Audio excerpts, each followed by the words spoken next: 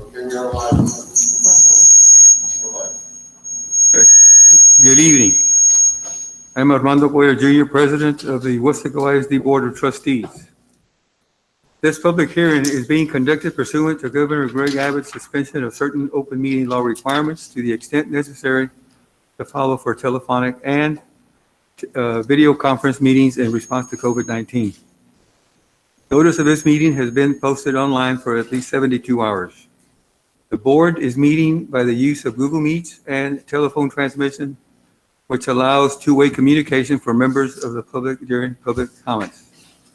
A recording of this meeting is being made and will be available to the public at a later date.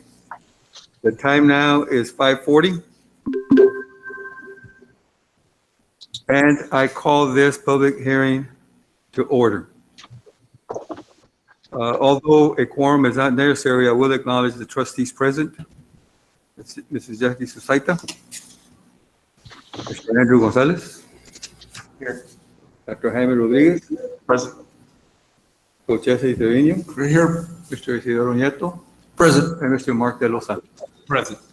We do have a full quorum of trustees.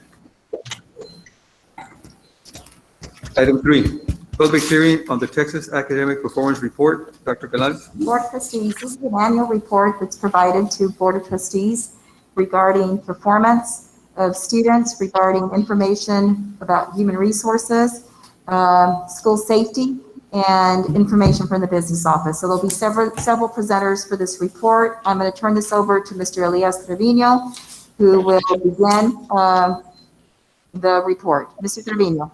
Thank you. Good evening, Board President Cuellar, members of the board, Dr. Canales. Thank you so much for the opportunity to present on the Texas Academic Performance Report, also known as the TAPER.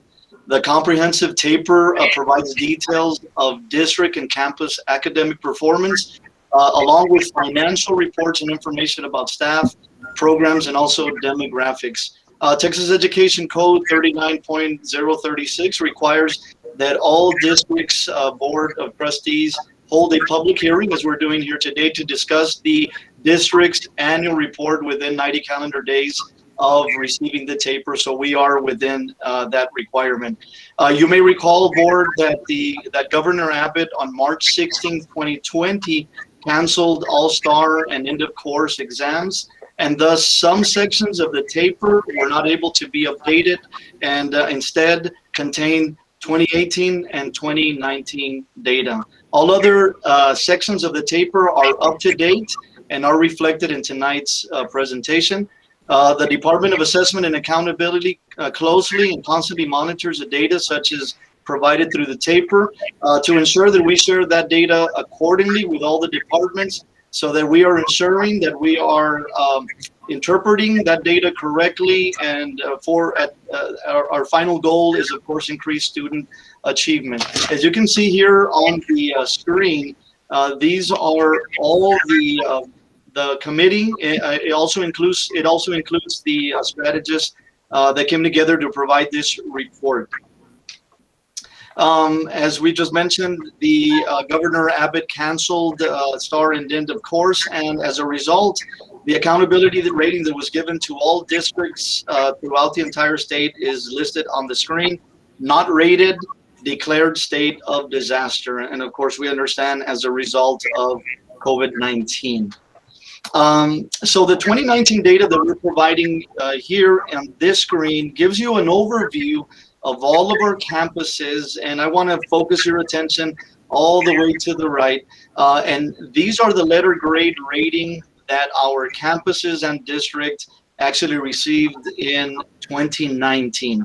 So as you can see, all of our campuses and the district are either an A or a B, and you may have already heard us mention this several times before.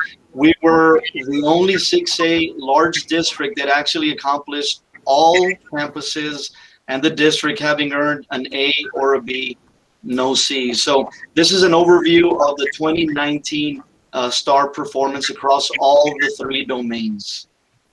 On the following slide, you have the 2019-2020 district accreditation status.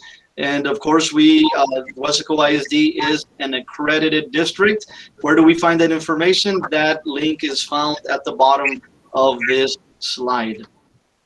We're happy to report that in 2020, our special education determination status out of the result-driven accountability and also in the paper is that Weslaco ISD meets the requirements.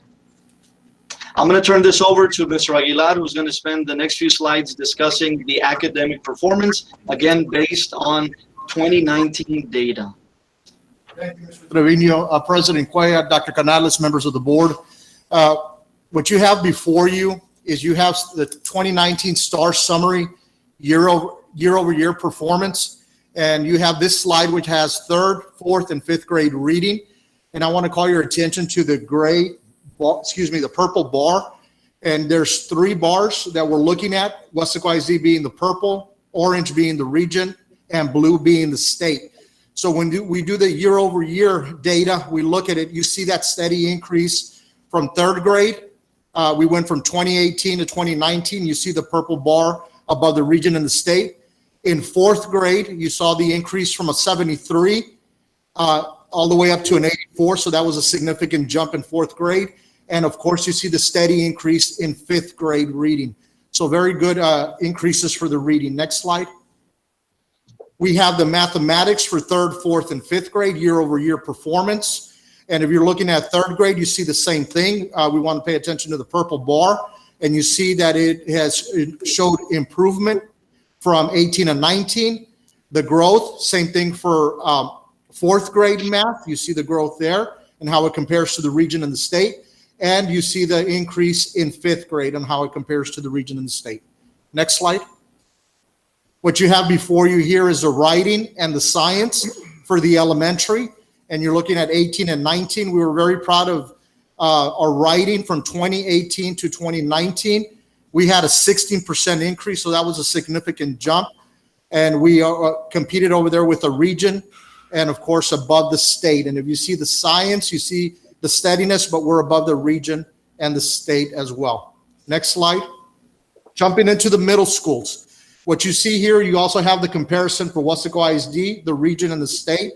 And here you see sixth grade, seventh, and eighth grade reading, and you see some of the declines in some of the areas. A couple wanted to make a reference to when you're looking at middle schools and you're looking at the transition grade, you're looking at the content, and we have several variables at play where we have acceleration. So that goes into some of the factors where you may notice a slight decline in some of the comparisons there. So you see sixth grade, the comparison, seventh grade, the comparison there with the reading, and eighth grade on how they compare to the region and the state. Next slide. If you're looking here, you have the math. Same thing. We're looking at the transition, the content being presented, and the acceleration. One thing that we look at, sometimes you look at sixth grade when you're looking at transition for math, we accelerate students that do take assessments at the level that's deemed appropriate for them.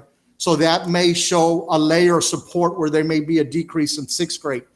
But you're looking at seventh grade, they're pretty much up there. They show the growth compared to the region and the state, and same thing for eighth grade. Next slide. Middle school writing, science, and social studies, year-over-year performance. If you're looking at the writing, it's slightly below the region, but along and 1 point below the state. If you're looking at the science, you see the increase from the 77 to the 81, and they're above the region and the state. And if you're looking at social studies, you see the increase from 18 to 19, and it's in line with the region and the state and an improvement from last year. Next slide. If you're looking at English 1, English 2, and Algebra 1, you're looking at with English 1, how we compared in 18, and we did show some improvement going into 19. For English 2, same thing, how we compared to the region and the state. And you see the improvement that grew from 57 to 61%. And in Algebra 1, there was a slight decline there, but how we compare to the region and the state. Next slide. Then you have biology and U.S. history. So you see Weslaco, where they compare to the region and the state from 18 to 19 in biology. And of course, you see the improvement from 83 to 86. And in U.S. history, it stayed the same, but how we compare to the region and the state as well. Next slide. What you have before you, these are performance levels, and you have the approaches. We call the approaches, means that the student passed the STAR assessment, but more than likely will still struggle the following year. We're excited to see that there was growth in every student group, with the exception of our white group that we see there. One thing we attributed there was to some coding issues that we had, and it was a very small group, but overall we had growth from 19 to 18. Next slide. If we're looking at the meets performance level on STAR, this indicates that the student is working on grade level. So as you can see, the growth from 18 to 19, and every student group had a growth with the exception of special ed. It was 1 percentage point below. Next slide. It's on the next slide. Slide, you have the master's grade level, which indicates that the student is working above grade level. And we're proud to show in every student category from 18 to 19, there was an increase and all students were working above grade level. We have the growth there. Next slide. What you have here are attendance rate compared to state, region, and Weslaco ISD. This is also information that lags behind from the state. But if we look at Weslaco ISD to the far right, how we compare to the region and how we compare to the state. And from last year, we were 1/10 of a percentage point below from the previous year, but we're above the region and the state. Next slide. At this time, I will turn it over to Mrs. Norma Brewer. Good evening, Mr. Board President, Mr. Cuellar, members of the board, and Dr. Canales. I will be discussing information about graduation information and college readiness.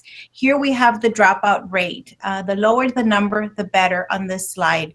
Weslaco ISD was at 1.4% during the year of 18-19, 1.5% during 17-18. That was lower than the region, lower than the state.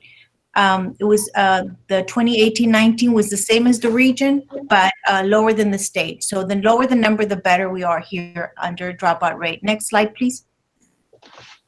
Here we have graduation rates divided up by subgroups. We have our ELL group in light blue. We've got our ECO-DIS group, the economically disadvantaged students. We've got in green our special ed students, in orange our Hispanic population, and in blue all students. Here we have the 4-year, 5-year, and 6-year graduation rate. Most of our students graduate under the 4-year rate. Very few are part of the 5-year rate, and very few are in the 6-year rate. So our 4-year graduation rate is 93.8, and every year we're trying to increase that graduation rate. Next slide, please. Here we have a slide that talks about the advanced graduation plans. We have the Foundation High School program with endorsements and the Distinguished Level of Achievement plan. Here under 2018, we're at 92.9% of students that graduate under those advanced plans. And in 2019, we're at 90.1%. In 2018, we are higher than the region and the state, and in 2019, we are higher than the state, but a little lower than the region. And these are our advanced plans. Next slide, please. This slide talks about college and career-ready students, and this is for the class of 2019. Every year when we receive this report, this information lags 1 year. So we're always looking at the class of the previous year. Here we have college-ready graduates. These are students that have completed dual enrollment classes, AP classes, TSI testing in math and reading, associate's degrees, or industry-based certifications. Here we're at 47.6%, a little lower than the region and the state. Next slide, please. This slide talks about AP tests and also dual credit courses. So the first part is the class of 2018. We're at 45% for AP dual course completion. And 2019, we're at 46.1%. 2018, we're higher than the state. And 2019, we're also higher than the state. On AP participation in all subjects, we are at 17.4% in 2018 and 16.5% in 2019. We're a little lower than the region and the state, and we attribute this to the fact that we have a very strong dual enrollment program, and a lot of our students take dual enrollment instead of AP exams, but we continue to push our AP program. The bottom, we have AP exams, criterion, and all subjects. In 2018, we're at 36.0%, and 2019, we're at 30.3%. In 2018, we are higher than the region, and in 2019, we're a little lower than the region and the state. Next slide, please. Here we have SAT and ACT indicators. For the class of 2018, the number of students that tested were 54.6% for 2018, lower than the region and the state, and 2019, 50.8%. This was for the class of 2021, this number is going to drastically increase because we tested all juniors last year for ACT. At or above criterion, on class of 2018, we're at 15.3%. Class of 2019, we're at 14.1%. Average SAT score for 2018, we're at 1026, higher than the region, a little lower than the state. For class of 2019, 1070, higher than the region, higher than the state.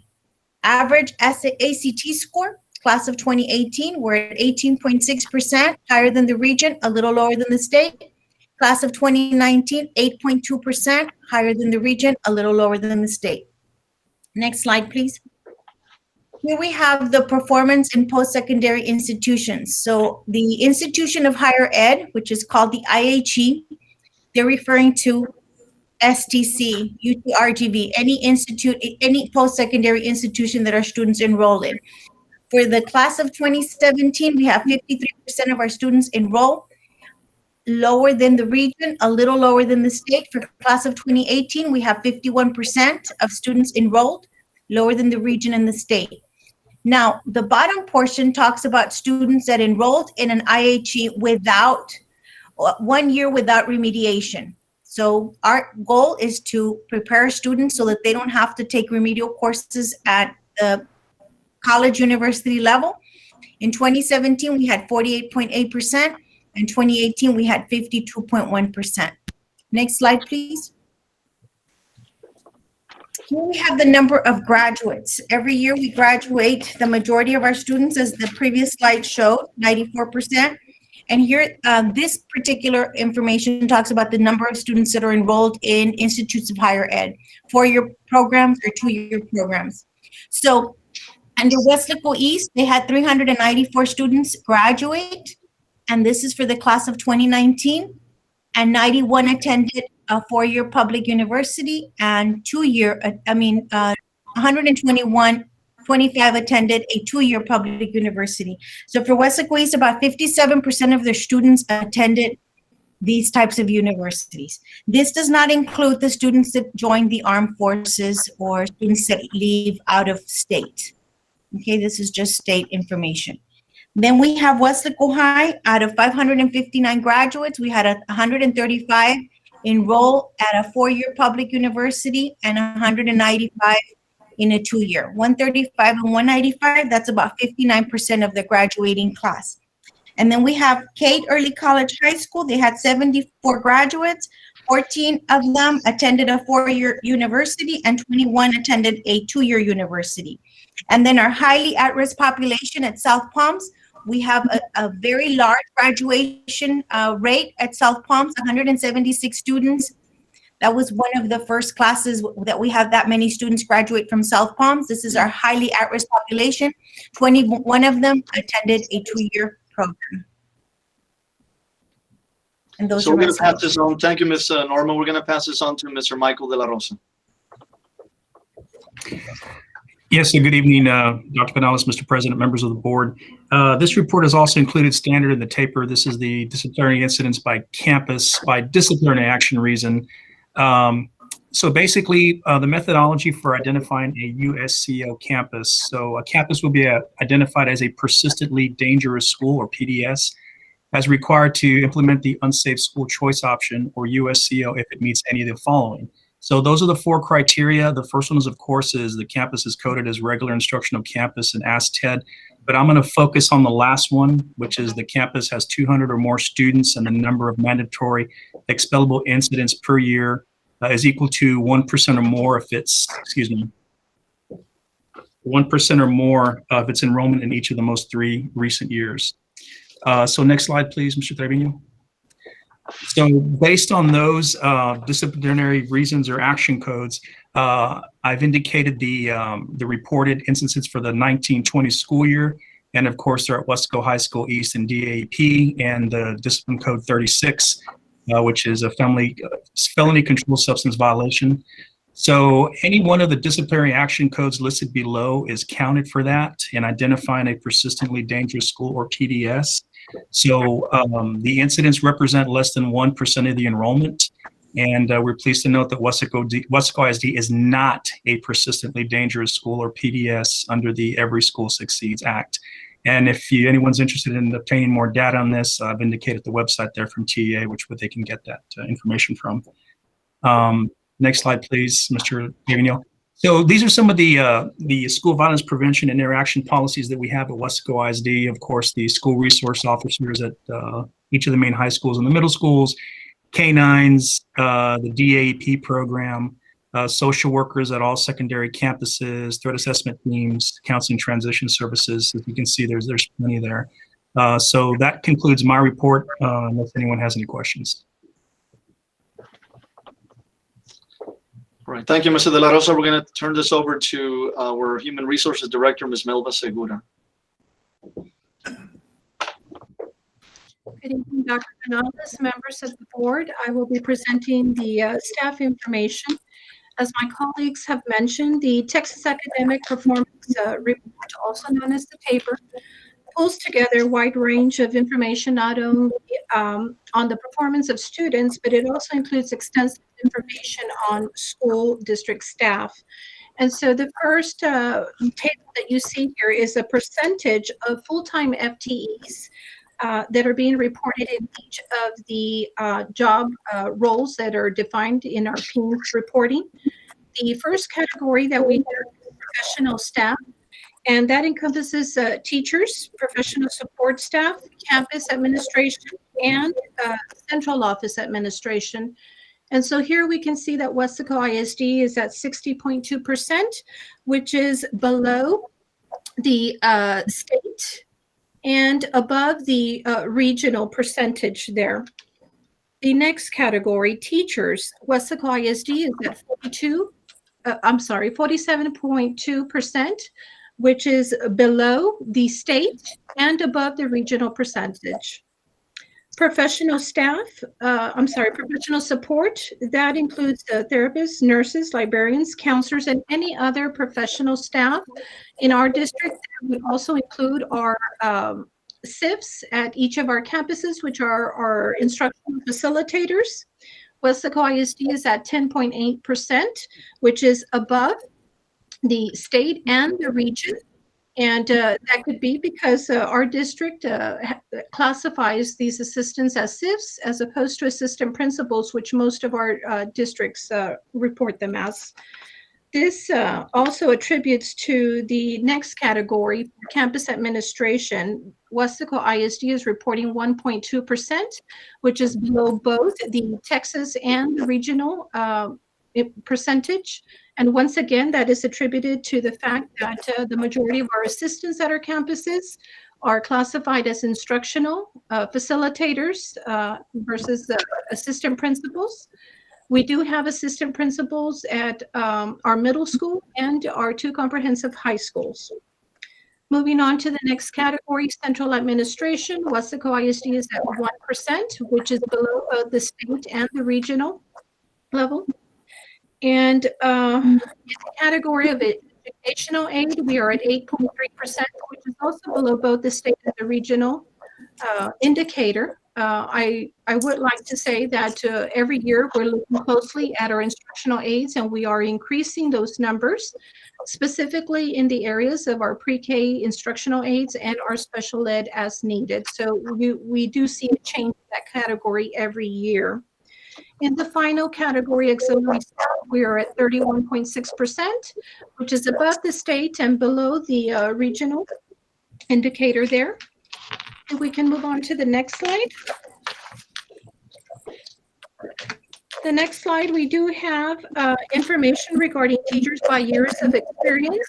And the percentages that you do see on this table reflect full-time FTEs, FTE counts of teachers by total years of experience for the individual, not necessarily years of experience in our district as a whole or campus.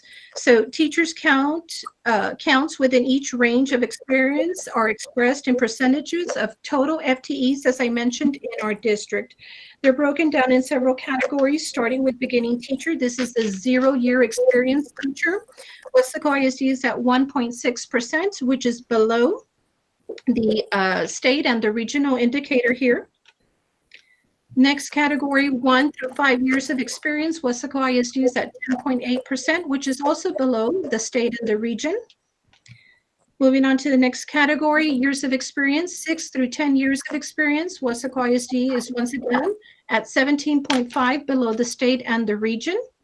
And this next category is where it really changes. In the years of 11 through 20 years of experience, Weslaco ISD is above the state and the region at 40%. In over 20 years of experience, Weslaco ISD once again is over the state and the region at 30%, almost double the percentage there. And the next category is not something that we're required to report, but I wanted to go ahead and disclose that to our community and our board. The turnover rate for teachers in Weslaco ISD is at 7%, which is drastically below the state and the region. Now, we have seen an increase every year. This percentage goes up by 1% is the trend that we have seen. And that is attributed to the teacher percentages in the higher category of 20 plus years experience. You know, our teachers stay for long periods of time in our district, and, you know, they get to a certain point where, you know, they're basically working for free and they must retire at that point. And so we know that this information has been changing as teachers continue to explore retirement, but we know to anticipate an increase as well due to COVID. So I'm happy to report that we're at such low percentage there. We're the lowest. I want the board to know that we are the lowest with regards to districts our size. Other districts our size are at Mission CISD at 9.7%. We have Donna ISD at 9.6%, and then we have Harlingen CISD at 11.2 as far as their turnover rate. So I think we're in very good position here at Weslaco ISD. Moving over to the average teacher salaries. This is the total pay for teachers in each category divided by the total FTEs for each category based on experience. Now, just keep in mind that this is the total pay for their regular teaching instructional duties. This does not include any stipend or supplemental duties. Basically, here on this table, what you can see is Weslaco ISD is above both the state and the region in every category, with the exception of the last category for the region, over 20 years experience. The region is at 69,107, and Weslaco ISD is at 68,325, a difference of $728. And this is something that we'll continue to study and look at once we start working on the compensation plan for the teacher pay scale for next year. And I'll make sure to report any findings or updates to that change. Moving on to the next. This table here gives us the experience of campus leadership. I do want to note that in reference to campus leadership, they're talking or basically reporting on the two roles of principal and assistant principal only. So this does not include our SIFs or curriculum instructional facilitators. The percentages indicated on this table are basically the number of completed years of experience in each role defined, as I mentioned, regardless, once again, of the district that they were in or if there was an interruption in service. Basically here, we can see that Weslaco ISD is above the region and the state in all categories, again, with the exception of the last category, as I mentioned, the average year of experience of assistant principals with the district. WISD is above the state, but below, slightly below the region in this area. Moving on to the final one. So this was my final slide. I just wanted to make a comment that in summary, you know, based on the information that was presented, there's some major areas that we find where Weslaco ISD stays behind. Actually, the information that was presented is very clear that, you know, Weslaco ISD continues to be remain a leader in being competitive with regards to our compensation, our recruitment, and our retention. So I'm happy to see the information. It shows that Weslaco ISD is not only the right choice for our students, but also for our staff. Thank you. Thank you, Mr. Widow. We appreciate your presentation. We will now pass it over to Mr. Andres Sanchez, our Assistant Superintendent of Business and Finance. Good evening. Thank you. Good evening. Thank you, Mr. Trevino, Dr. Canales, Mr. Cuellar, members of the board. I'm going to speak about information, financial information. This information, as you can see, is for the fiscal year 2018-2019, not last year. Is based on audited information, and audited information is barely getting uploaded to TA last week, this week, and maybe a couple more weeks. So it's not ready for comparison throughout the state or the region. On the tax rates, you can see on the first row, total tax rate. Weslaco ISD is at rounded to 116. The region is at almost 129, and the state at 131. So we are a lot lower, and we have been lower than them for a long time. What? Oh, sure.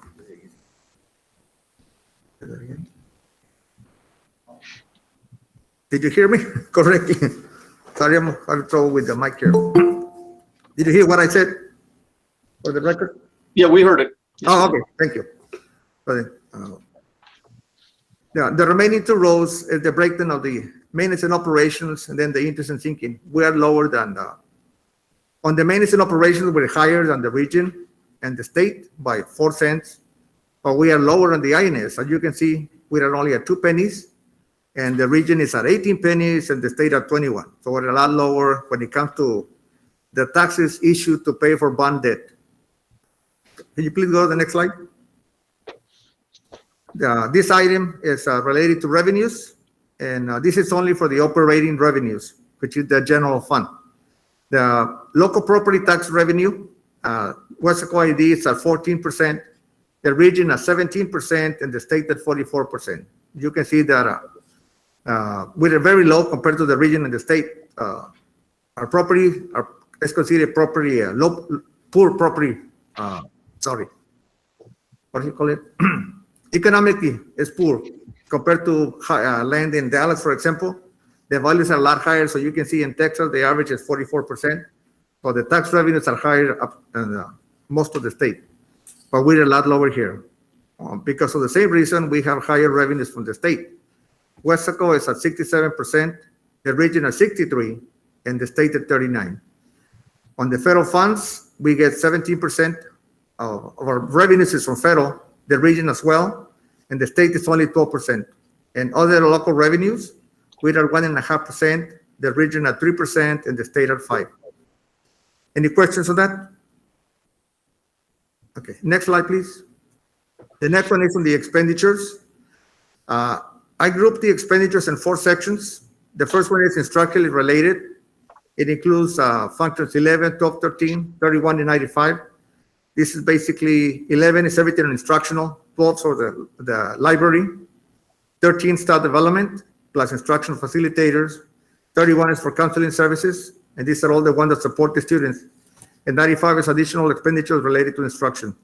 Instructional support are activities that support instruction, like 31 is supposed to say 32, the second one, that is for social work, 33 for nursing, 34 for transportation, 35 for food service, and 36 for extracurricular activities.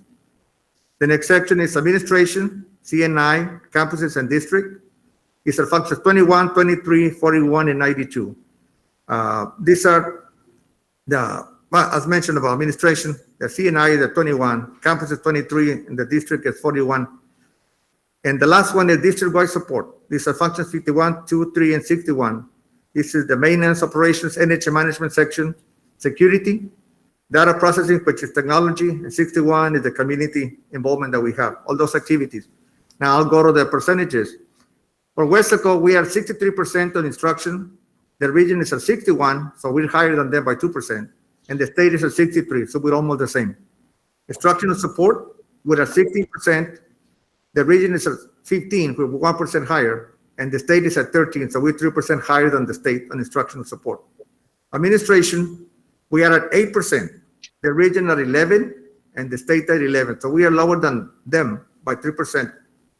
On district-wide support, we are at 14%, the region 0.5% less, and the state 1% less. So we are slightly over in those departments. That's the only information I have on finances.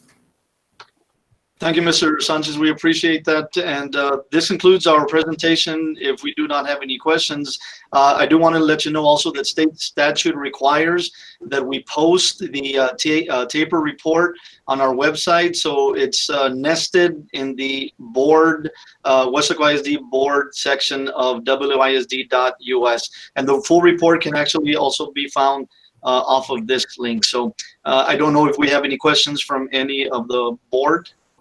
I have one question for Andres. On 95, what did you say we utilize 95 for?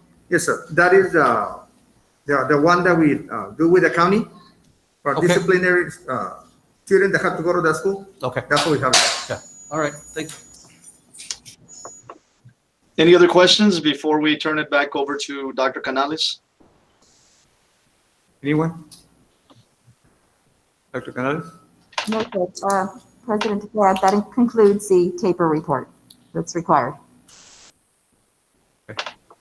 Very, very, very detailed report. Of course, we were aware of where we stood prior to the pandemic, and I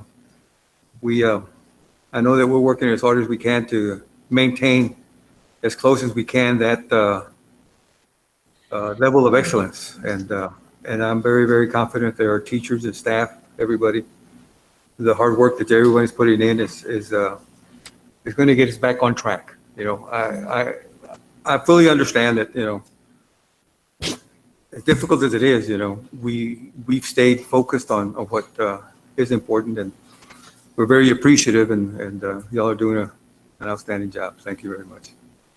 Thank you, Mr. Graham. That takes us to item 4. Do we have any public comments, Carlos? We have none. That brings us to item 5, adjournment. This meeting is now adjourned. The time is 6:17.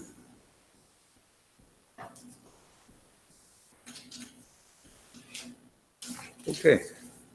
Anybody take a little break?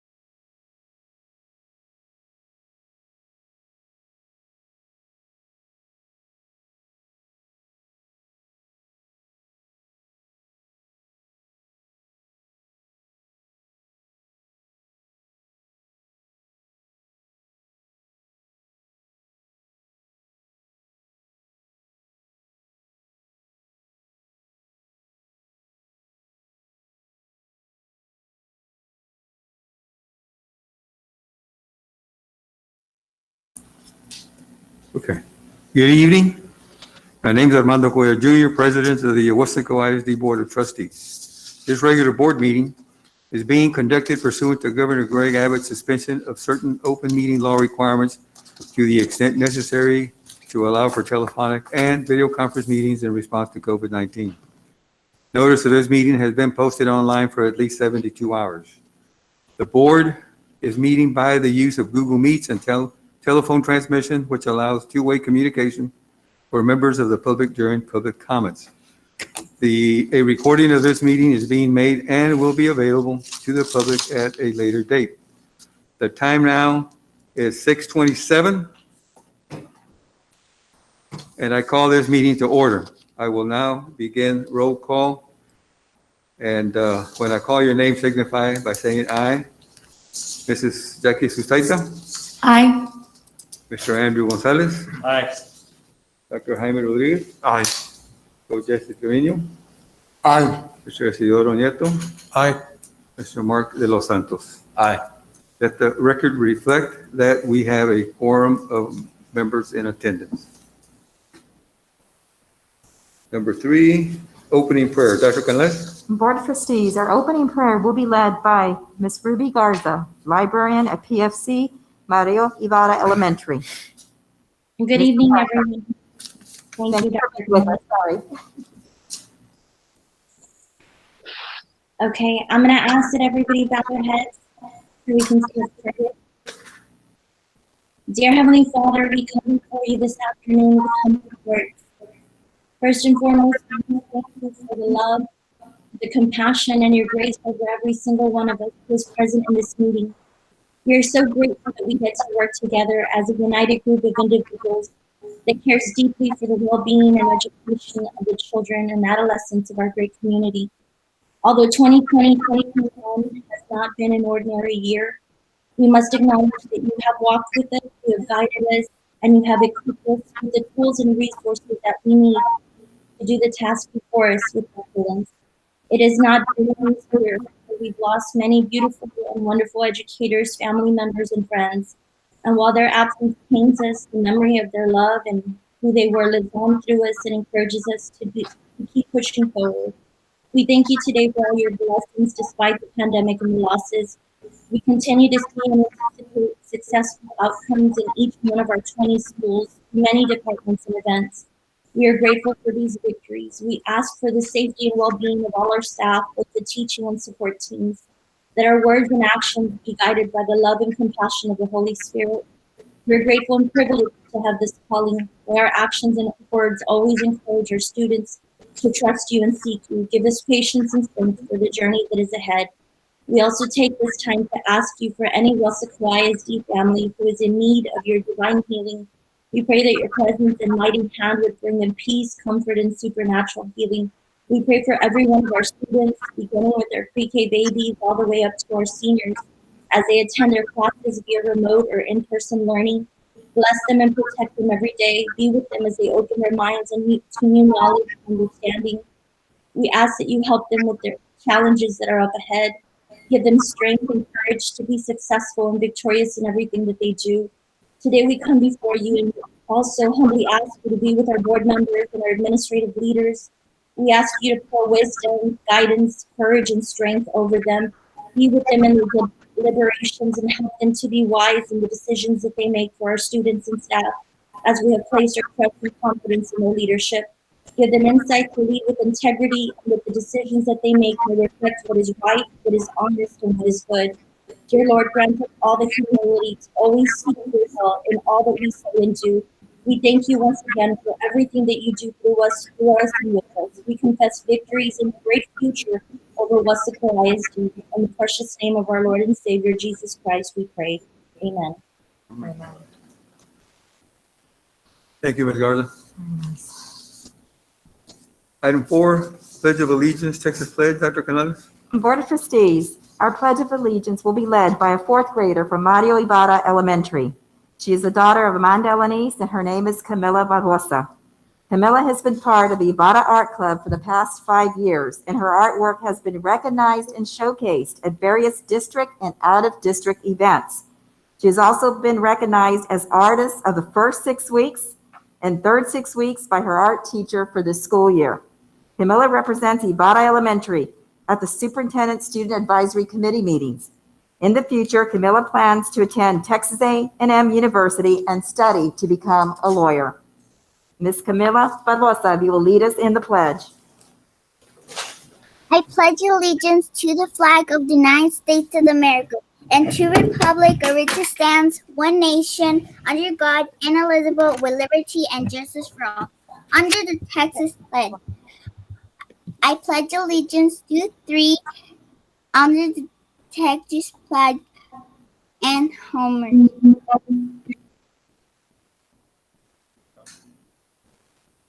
Okay, let's thank you. Thank you, Camilla. Thank you, Camila. Thank you so much. Thank you. Thank you. Item 5, awards and recognitions, Dr. Canales. Board of Trustees, we have several awards and recognitions this evening. Mr. Robledo will lead us through the recognitions, beginning with our Future Farmers of America Star winners. Mr. Robledo. Yes, Dr. Canales, if you'd like to get that slide presentation going, so we take a look at some of our students here. Because tonight we want to recognize several Future Farmers of America students who recently competed at the South Texas Agricultural Roundup.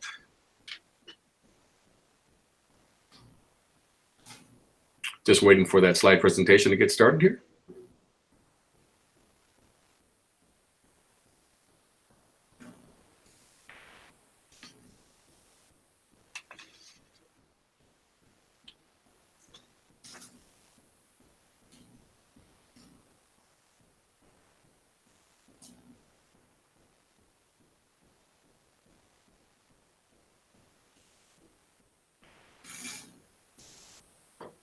All right, looks like we got it going here.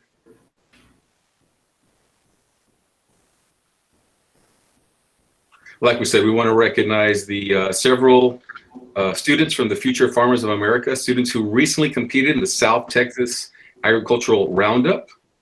And we'll start off with some students from Weslaco East High School. Almost there. Mr. Robledo, 1 second, please. The Sure, no problem. computer is not, it's not still buffering.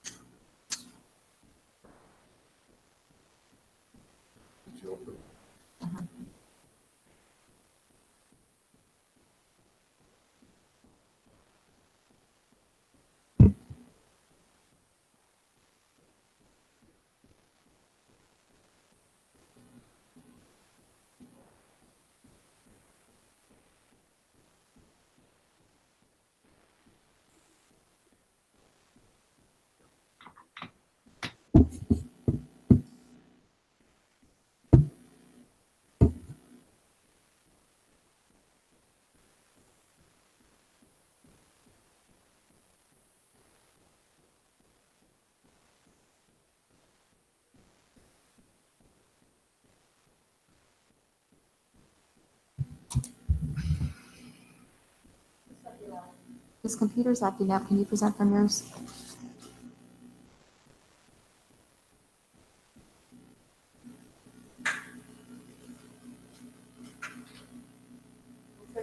It should be presenting now. Sounds good. Thank you, Mr. Aguilar, coming in the clutch right there. So tonight we want to recognize our FFA students who competed in the South Texas Agricultural Roundup. We'll start off with students from Weslaco East High School. In the first slide, we have Christian Cromer, first place in class and breed champion for Market Lamb. William Cromer, first in class and reserve breed champion, Market Lamb. And Brendan Cromer, all three brothers, reserve breed champion in the Market Lamb. Next slide, please. Parker Galvan, first in class, breeding heifer. Preston Galvan, grand champion showman, Market Rabbit. Star scholarship recipient, go back, we have Ethan Alejandro. He won a scholarship for $750 and also receiving a star scholarship, Parker Galvan of $1,250. Next slide, please. From Weslaco High School, we have first-in-class market lamb, Diego Calderon. Justin Calderon, Grand Champion Senior Showman, Market Lamb. Cheyenne Garza, Grand Champion Junior Showman, Market Lamb. Christopher Ramirez, Grand Champion Intermediate Showman, Market Lamb. Continuing on with Weslaco High School, Cora Ford, First-in-Class Champion, Intermediate Showman, Market Hog. Ella Ford, First-in-Class, Market Hog, Reserve Breed Champion, Breeding Guild. Cooper Ford, First-in-Class, Reserve Champion, Senior Showman Steer. Lily Ford, Grand Champion, Reserve Champion, Senior Showman, Breeding Guild, Breed Champion, AOB Heifer. Next slide, please. We have Nathan Parker, Grand Champion, Reserve Champion Showman, Market Rabbit. Casey Parker, Reserve Champion Showman, Market Rabbit. We also have Micah Parker, First-in-Class, Grand Champion Youth Showman, Market Rabbit, and Reserve Grand Champion Senior Showman Heifer, Kylie Selman. Star scholarship recipients are Kylie Selman. She received a $1,000 scholarship. Also, $1,000 Guerra Memorial Scholarship. Shining Star Duchess, a $500 scholarship. Congratulations, Kylie. Cooper Ford won a $1,250 scholarship, and also the Guerra Memorial $500 scholarship. Also like to say congratulations to Nathan Parker, who also received a couple of scholarships, $1,250 scholarship and Guerra Memorial $500 scholarship. So congratulations to all our FFA students for their grand performance at the Star South Texas Agricultural Roundup. And congratulations to the sponsors as well. We have Mr. Juan Cadena and Alonso Garza from Weslaco High School, and from Weslaco East High School, Mr. John Romo and Rolando Gonzalez. Congratulations, students, once again, and sponsors. Great job, Ben. Up next, we'll continue to highlight some of our students here. Tonight, we want to congratulate several students who recently auditioned for a spot in the Texas Musician Educators Association All-Area, All-State Band. All-Area covers the entire South Texas area, all the way up to San Antonio, so the competition was certainly very intense. From Weslaco High School, making All-Area, we have Antonio Sanchez on the clarinet. We have Abram Mireles on the euphonium. Then we have Fernando Perez on the percussion. From Weslaco East High School, making All-Area band is Julia Lopez, who plays the flute. In state competition, alternate to state is from Weslaco High School, Joseph Cardona in the euphonium. Next slide, please. This year, we have one student who earned a spot on the 5A All-State Band, and we want to congratulate Isabella Sanchez from Weslaco East High School. Isabella submitted a live recording to a panel of judges who then ranked all students. She was selected as first chair in the trumpet. This is a tremendous accomplishment to be All-State. Because of COVID restrictions, Isabella was not able to travel to San Antonio and perform with the All-State Band. However, because this talented young lady is only a sophomore, she may return next year, so look out for her. Our Weslaco High School band director is Rodrigo Leal, and the Weslaco East High School band director is Armando Guayar. Congratulations, students. Up next, we would like to congratulate, next slide, please. We want to congratulate Weslaco High School junior Sarah Dominguez, who was recently elected as District Officer Vice President of DECA District 1. She is a 3-year DECA member and competitor who represents Weslaco High School as the current DECA president. Sarah is in the top 9% of her class and is also active in NHS, BPA, and the junior class. She is part of the early college program and plans to graduate with her associate's degree when she completes high school. Congratulations. We know that you will represent Weslaco High School and WISD proudly. Thank you very much, and good job, Sarah. Tonight, we want to celebrate a career highlight for one of our coaches. Our Weslaco High School head girls basketball coach recently celebrated her 400th win. We congratulate Griselda Fino for this special milestone. As head coach for the past 15 years, Coach Fino has led the Lady Panthers to 15 consecutive playoffs, winning 9 district titles, 11 by-district championships. The girls have also won 6 area titles, 4 regional quarterfinal championships, making 4 appearances in the Sweet 16 tournament. So we congratulate tonight Coach Fino for her dedication to the sport and to her athletes. And good luck, girls, and Coach Fino. We know you have a big game later on this week as you play for a district title against PSJA. Congratulations, Coach Fino. Up next, 3 Weslaco ISD schools were recently commended for their leadership in improving student test scores. After an extensive analysis of student data for every public school in Texas, Memorial Elementary, Kleckler-Held Elementary, and Central Middle School were named to the 2019-2020 Educational Results Partnership Honor Roll. ERP examined star results from the 2018-2019 school year and compared performances among disadvantaged student groups. Memorial, Kleckler-Held, and Central were among the 943 high-performing schools distinguished for closing the achievement gaps for these populations. Congratulations. Up next, we have the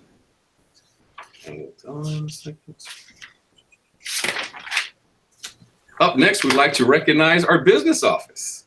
The business office was recently awarded with a comprehensive annual financial report certificate, Excellence in Reporting. We congratulate the entire staff and administration at the business office who continue to work to ensure the district finances are in order.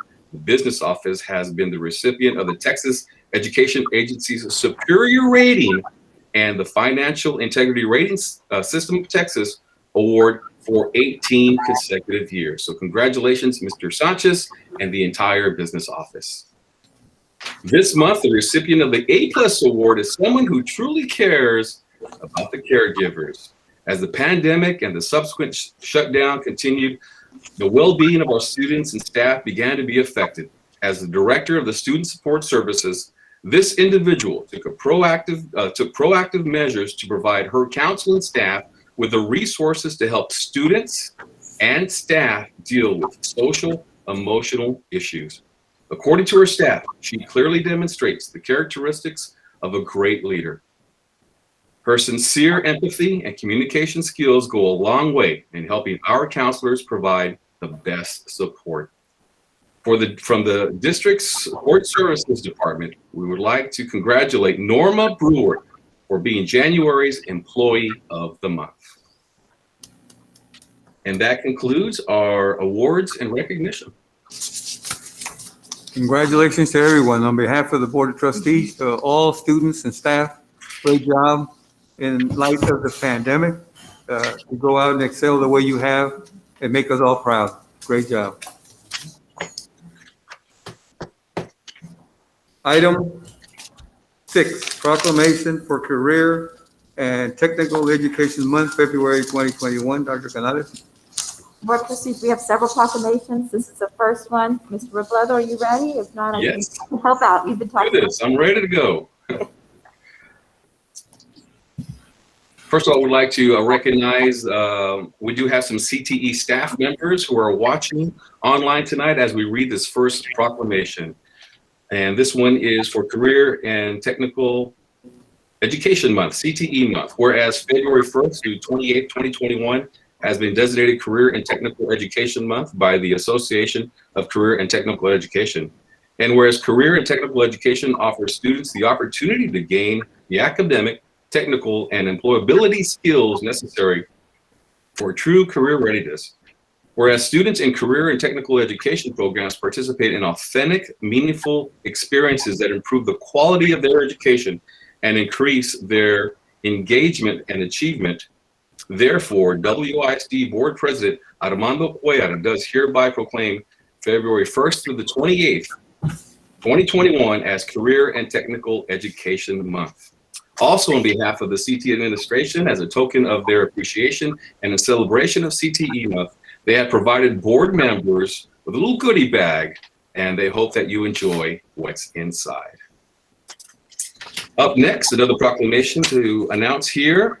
FCCA Leadership Week. Whereas Family, Career, and Community Leaders of America, the national nonprofit student organization for family and consumer sciences students through grade 12, help youth assume their role in society through family and consumer sciences education in areas of personal growth, family life, vocational preparation, and community involvement. Whereas the organization extends classroom learning through chapter projects that develop leadership and initiatives that help young men and women learn how to plan, make decisions, and carry out and evaluate programs of action as they work with other youth and adults in their school and in their community. Therefore, Armando Cuellar Jr., President of the WISD Board of Trustees, does hereby proclaim the week of February 8th to the 12th as FCCLA Leadership Week at WISD.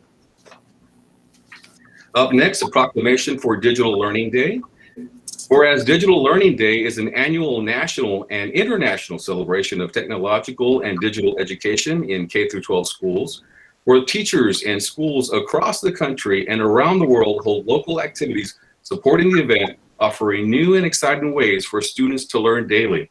Whereas teachers, students, and schools in Texas and across the nation are using innovation and technology to transform and improve education. Therefore, Armando Cuellar Jr., President of the WISD Board of Trustees, does hereby proclaim February 25th, 2021 as Digital Learning Day. Social Workers Month. So for social workers, this proclamation is for you. I hope you are watching. Whereas professional social workers work on the front lines of human service delivery to help people resolve real problems. Whereas professional social workers see firsthand the insidious effects of hatred and prejudice on individuals, families, and communities, including a rise in hate crimes. Whereas professional social workers understand that crimes against individuals based on race, ethnicity, religion, gender, sexual orientation, political belief, or characteristic diminish the humanity of victim and predator alike. Therefore, Armando Cuellar Jr., President of the WISD Board of Trustees, does hereby proclaim March 2021 as National Social Work Month. And I have one more proclamation here for you. This is for all the diagnosticians who are watching here this evening.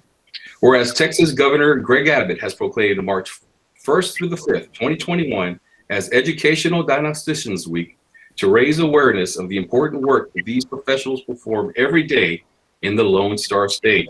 And whereas educational diagnosticians provide important services that benefit children, parents, schools, and communities in Texas, whereas these professionals administer and interpret tests measuring academic achievement, adaptive behavior, intelligence, language skills, and perceptual motor skills. Therefore, Armando Cuellar Jr., President of the WISD Board of Trustees, does hereby proclaim March 1st to the 5th, 2021 as Educational Diagnosticians Week. And that concludes our proclamations. Thank you, Carlos. And again, on behalf of the Board of Trustees, congratulations to each and every one of these organizations and for the work that you do, and very, very deserving of the proclamations that have honored your work. So thank you very much. Takes us to item 11, public comments. We have one.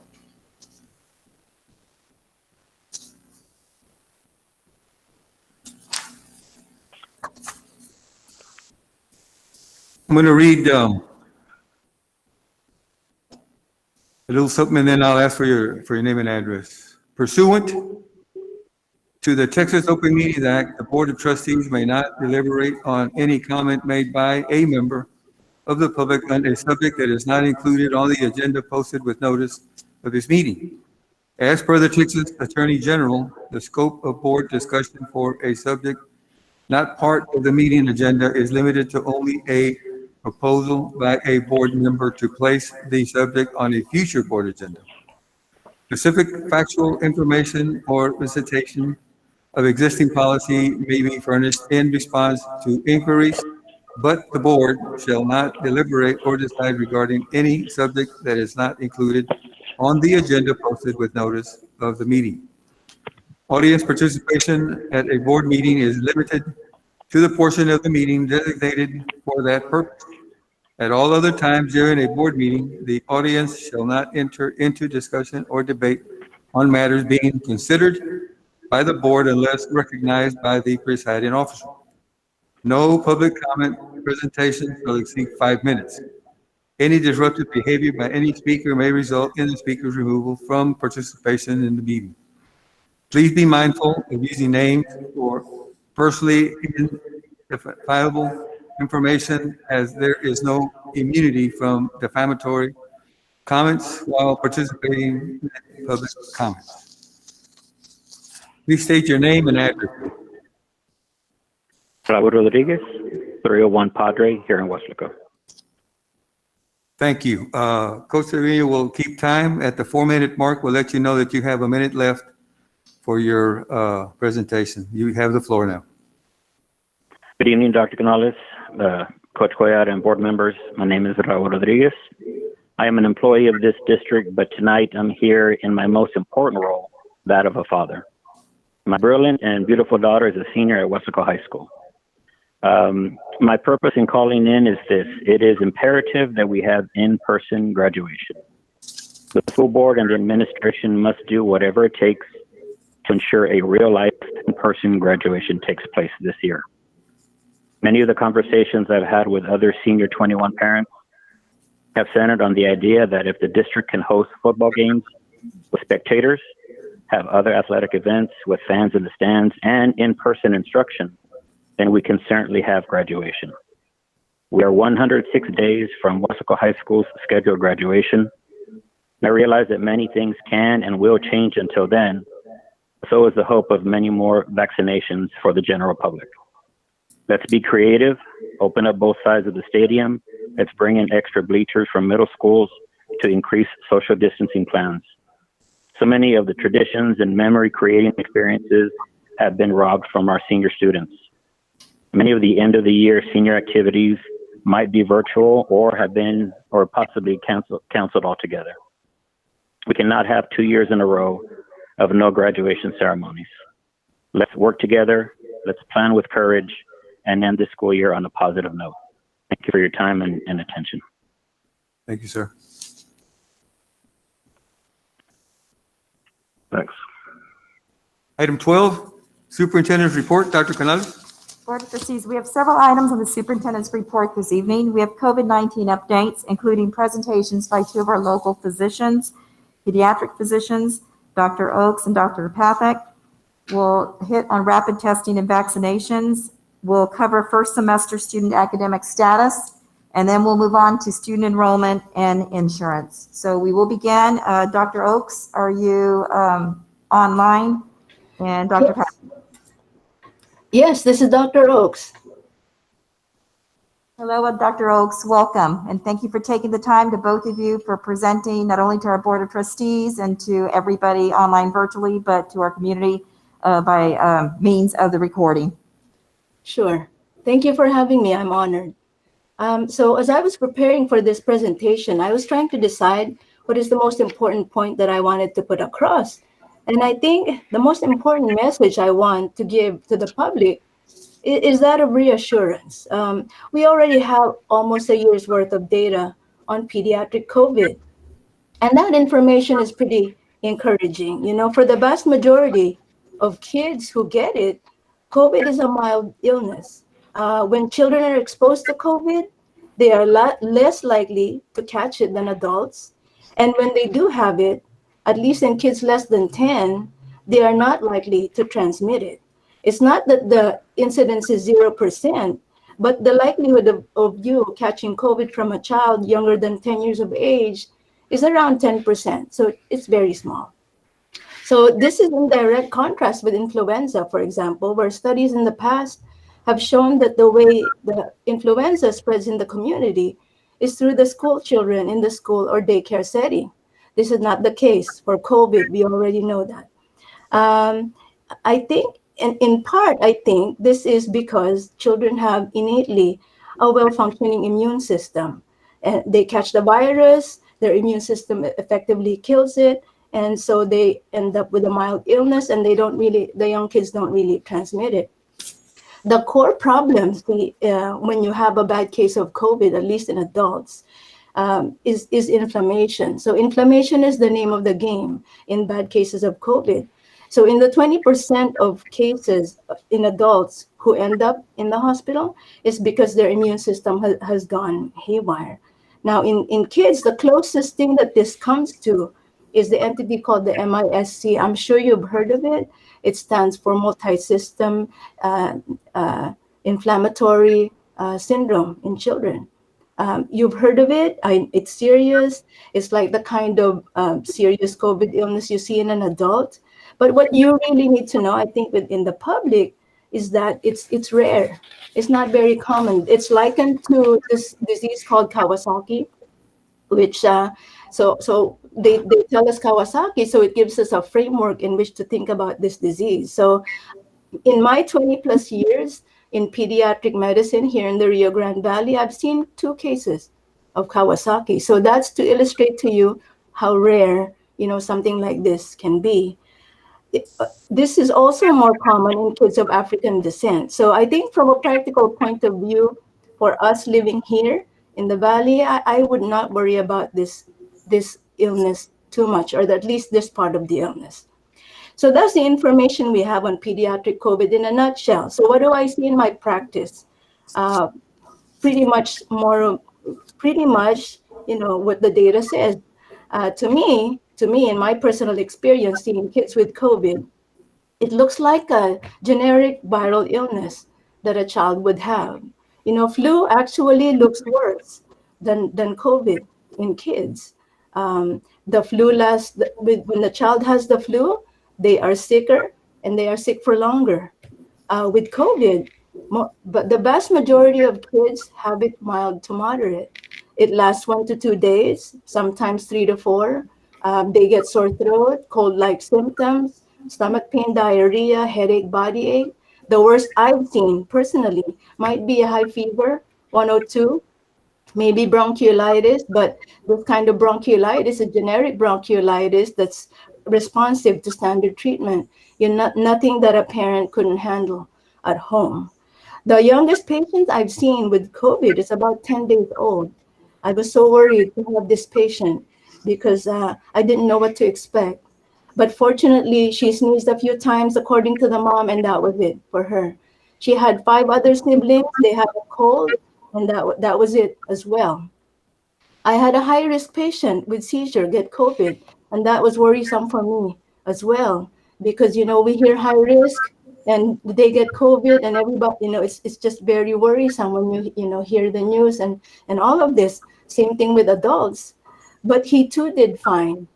He was sick for a little bit longer, in my experience, 10 days, but he did not end up in the hospital, and he recovered uneventfully. And I've had all sorts of patients, from infants, toddlers, school-age kids, high school, the whole gamut, the whole spectrum of pediatrics. I've seen COVID in them, and they all have done fine. I was speaking with my colleague in infectious disease about his experience on high-risk patients and COVID. So you're talking about asthmatics, diabetic kids, kids with cancer, seizures, all that stuff. And I think that the message I want the community to take home is that just because a child is high risk and they get COVID doesn't mean automatically that they will have a bad outcome. Okay? So it's the same thing with adults. Just because an adult is high risk and they get COVID, it's not automatic that they are going to have a bad outcome. So that is what I want you to, remember. Everything is very scary right now. It's very difficult to put it in context if you don't work in the medical field. So the patient, in my opinion, that really needs to be careful, I think, who is high risk, is somebody who has a weak cough. So these are generally the neuromuscular kids who, if they get a virus, they can't cough it out, they can't expectorate it. This is the category of kids that I think probably should stay home. So to reiterate, kids are less likely to get COVID. If they get it, it's a mild illness. In kids less than 10, they don't even transmit the disease. This is all good news, I think, as far as our back to school and back to the classroom campaign goes, particularly in younger kids. This is why the American Academy of Pediatrics takes a strong stance urging parents to physically send their kids back to school. For a child, if you do a risk benefit analysis, the benefits of being back to school physically far outweigh the risk of getting COVID. First and foremost, academic benefits. You know, there is already data that kids are falling behind. They are forgetting how to read, they're forgetting how to write, they're forgetting the stuff they've learned in the previous years. In some areas, the data indicates that up to 30% of kids are falling behind. It may be more in our community. So for a child, there are developmental, emotional, and psychological benefits to going back. I've had teenagers tell me, Doc, I've always been like this, meaning they've had a depressive or an anxious personality. I've always been like this. But I think if I could be with my friends, I could deal with it better. So the feelings of isolation is aggravating, you know, a mental health issue that I think would otherwise have been manageable to these older patients. Lastly, I think the school, the daycares have done a great job, you know, keeping our kids safe. We haven't had a community outbreak in these settings. So whatever we're doing in the school setting is working, and that's fantastic. But I want to reiterate and remind parents that they have to do their part too. You know, sure, the school is doing a good job keeping us safe, but the parents have to do. We don't want to put all the burden on the school district. I urge parents who are listening to check their kids, you know, before sending them to school, and don't send them if they're sick. It will take all of us in the community doing our small part to make this all work, and also to keep the pandemic in check in our community. Thank you for having me. Thank you, Dr. Oaks. Dr. Pathak?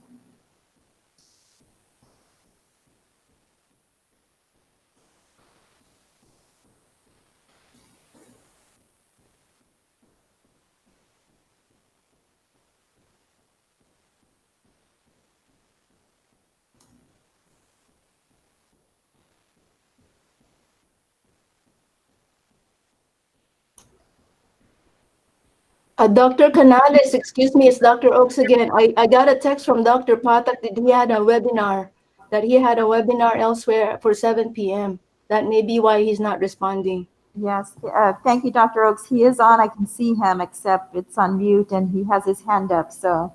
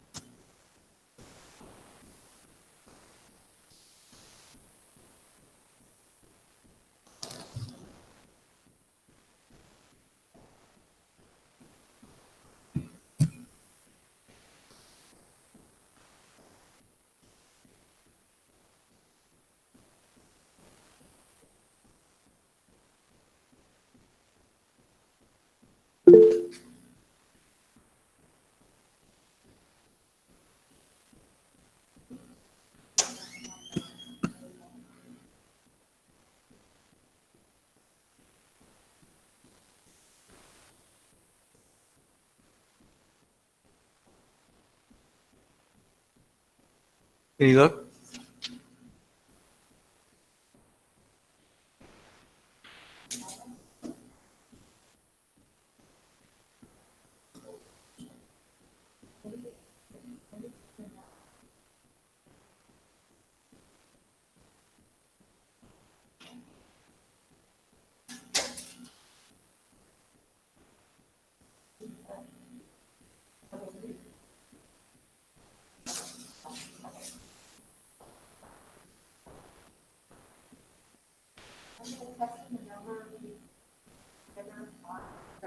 And vaccinations and Yes. Can you hear me? Oh, he's on. Yay. We can hear you, Dr. Patek. Yes. Okay. All right. I'm sorry. It was a technical glitch. I tried to do my best, but I had to call help here. Just to let you know that I'm Dr. Pathak. I'm here in Weslaco for the last 23 years. I'm a general pediatrician, and I want to thank you for inviting me. And I was listening to Dr. Oak. She did it very beautifully and summarized it very well. I really don't want to be going over whatever she has already talked about. I will probably be talking more on the rapid test and on the vaccination part of it. She was mentioning, kids don't get it as serious or as bad as the adults sometimes can get it. The reason for that is that there is a receptor which does not develop till you are 18 to 20 years of age, which is present in your mucous membranes as well as in the blood vessels inside, which is the cause of majority of the inflammatory process, and the seriousness of the illness is more in the patients who have comorbid condition because of the same reason. And kids don't have it, so they may not get sick from it, but they can still spread to others. Coming to the rapid testing, there are two types of tests we are doing. One is the rapid test, which I was talking to Dr. Canales. You are doing it in the school. First of all, the sensitivity of that test is not very high. It can miss, as per one of the studies, they were saying that 45% of the times, the kids who did not have symptom, or even the ones who had symptoms, they were missed on the test. And contrary to that, they were like 45% of the other kids who had symptoms, and it came out negative. And the test checks the antigens, which is going to be, I guess, reported within 15 minutes. If you do it in the school, it should be voluntary, number one. And then if you have to confirm it, there is going to be another test, which is a PCR test, which basically is a sophisticated test and cannot be done in a setup like schools. But it is done in the hospitals and in the labs. Our lab happens to be doing both the rapid as well as the PCR tests. And PCR test happens to be very, very sensitive. It's almost like 99.9% accurate in checking. And if there is a strong suspicion that the test is rapid test is negative, and still you want to know whether it's actually there or not, so it is to be confirmed with the PCR test. And then there is a third test which is done, which is known as serological test, which basically checks your antibodies. Once you get infected, your body generates a response in terms of immunoglobulin, which is known as antibody. And this is going to tell you whether the antibodies are positive, so you have been exposed to the infection. And it's kind of a more of a qualitative thing, not as much the quantitative. And then coming to the kids, especially because you are dealing with the school kids, there are going to be a lot of things which we can do. And since kids are not a high risk category, they can still be screened if there are symptoms. and monitored for signs and symptoms, and all the mask, social distancing, hand washing, airflow. Try to have the classes, if possible, with the doors open, windows open, or in the outdoor areas, which probably will limit the spread, like one of the mitigation measures. And then having face mask after the age of 2 years of age. And then parents, they should report right away and not send the kids to the school. Guidelines unfortunately keep changing. The first time when we barely came to know, CDC had a guideline of quarantine for 14 days. But later on, it was reduced. I was looking in the TEA news bulletin of December to 10 days if you have been exposed to a positive person, and without testing you have to be quarantining for 10 days, and if the test is negative within 7 days, then that 7 days quarantine is required. And I had my youngest kids, in my practice. They were 5 days old, and they were twins, and the babysitter was positive, and she was taking care of them. And fortunately, all the kids, which we have seen in our practice, they were in last 6-7 months 100 plus positive, and none of them required hospitalization. And all the common supportive measures, including staying at home and taking care of them with the medicines, supportive Tylenol, congestion medicine, worked really well, and there was no adverse outcome. And then coming to the vaccination, which is a blessing. So we can hope our life is going to be pre-COVID again after we have maybe till June, July, majority of like 50% plus of the high risk population will be vaccinated. There are two types of vaccine, as you all are aware of. One is the Pfizer vaccine, which is the first one to get approved, and it requires a temperature maintenance, which is kind of a little difficult, but it's 2 doses, 3 weeks apart, and it is very, very effective. It's covering like 90 to 95% of the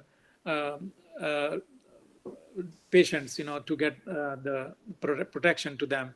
And then we have another one, which is Moderna, which are 2 doses, 4 weeks apart, and they don't have as stringent requirements. Refrigeration is probably going to be all which is going to be required, and they are widely available now, even though we still have a little difficulty as far as getting even our elderly and high risk patients, because there are so many people who need it, and logistically and from standpoint of getting it all done very quickly requires a lot of organization. It's getting better, and actually we are doing very well. In last 1 week, it's been more than 1 million vaccination every day. So looks like there is a light at the end of the tunnel, and we all can hope this will be pretty soon behind us. And there are a couple of more vaccines coming, which are in the pipeline, but they have not been approved yet, but in the process of emergency approval. One being AstraZeneca, that has only 1 dose, I believe, and it's efficacy-wise, it's about 65%, which is not bad for the vaccination. Like flu also is effective 50% of the times, 50 to 60% of the time. So anything more than 50 is good enough. So I hope, the vaccination and all the education we have about this, we should be pretty soon back to normal, and schools will be in person coming with the new session. But if there is anything as far as awareness about the disease or any thing else we can contribute, we'll be more than happy to.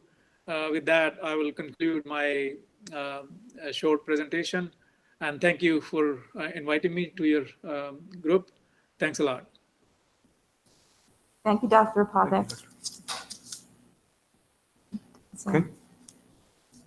And Dr. Erickson, just on another side note, both have very, very kind and agreed to be partners with Weslaco ISD and talking to me about the COVID-19, its impact on children and schools. I even invited them, these Dr. Oaks, I extend this invitation to you too, Dr. Pathak, to accompany me to visit campuses.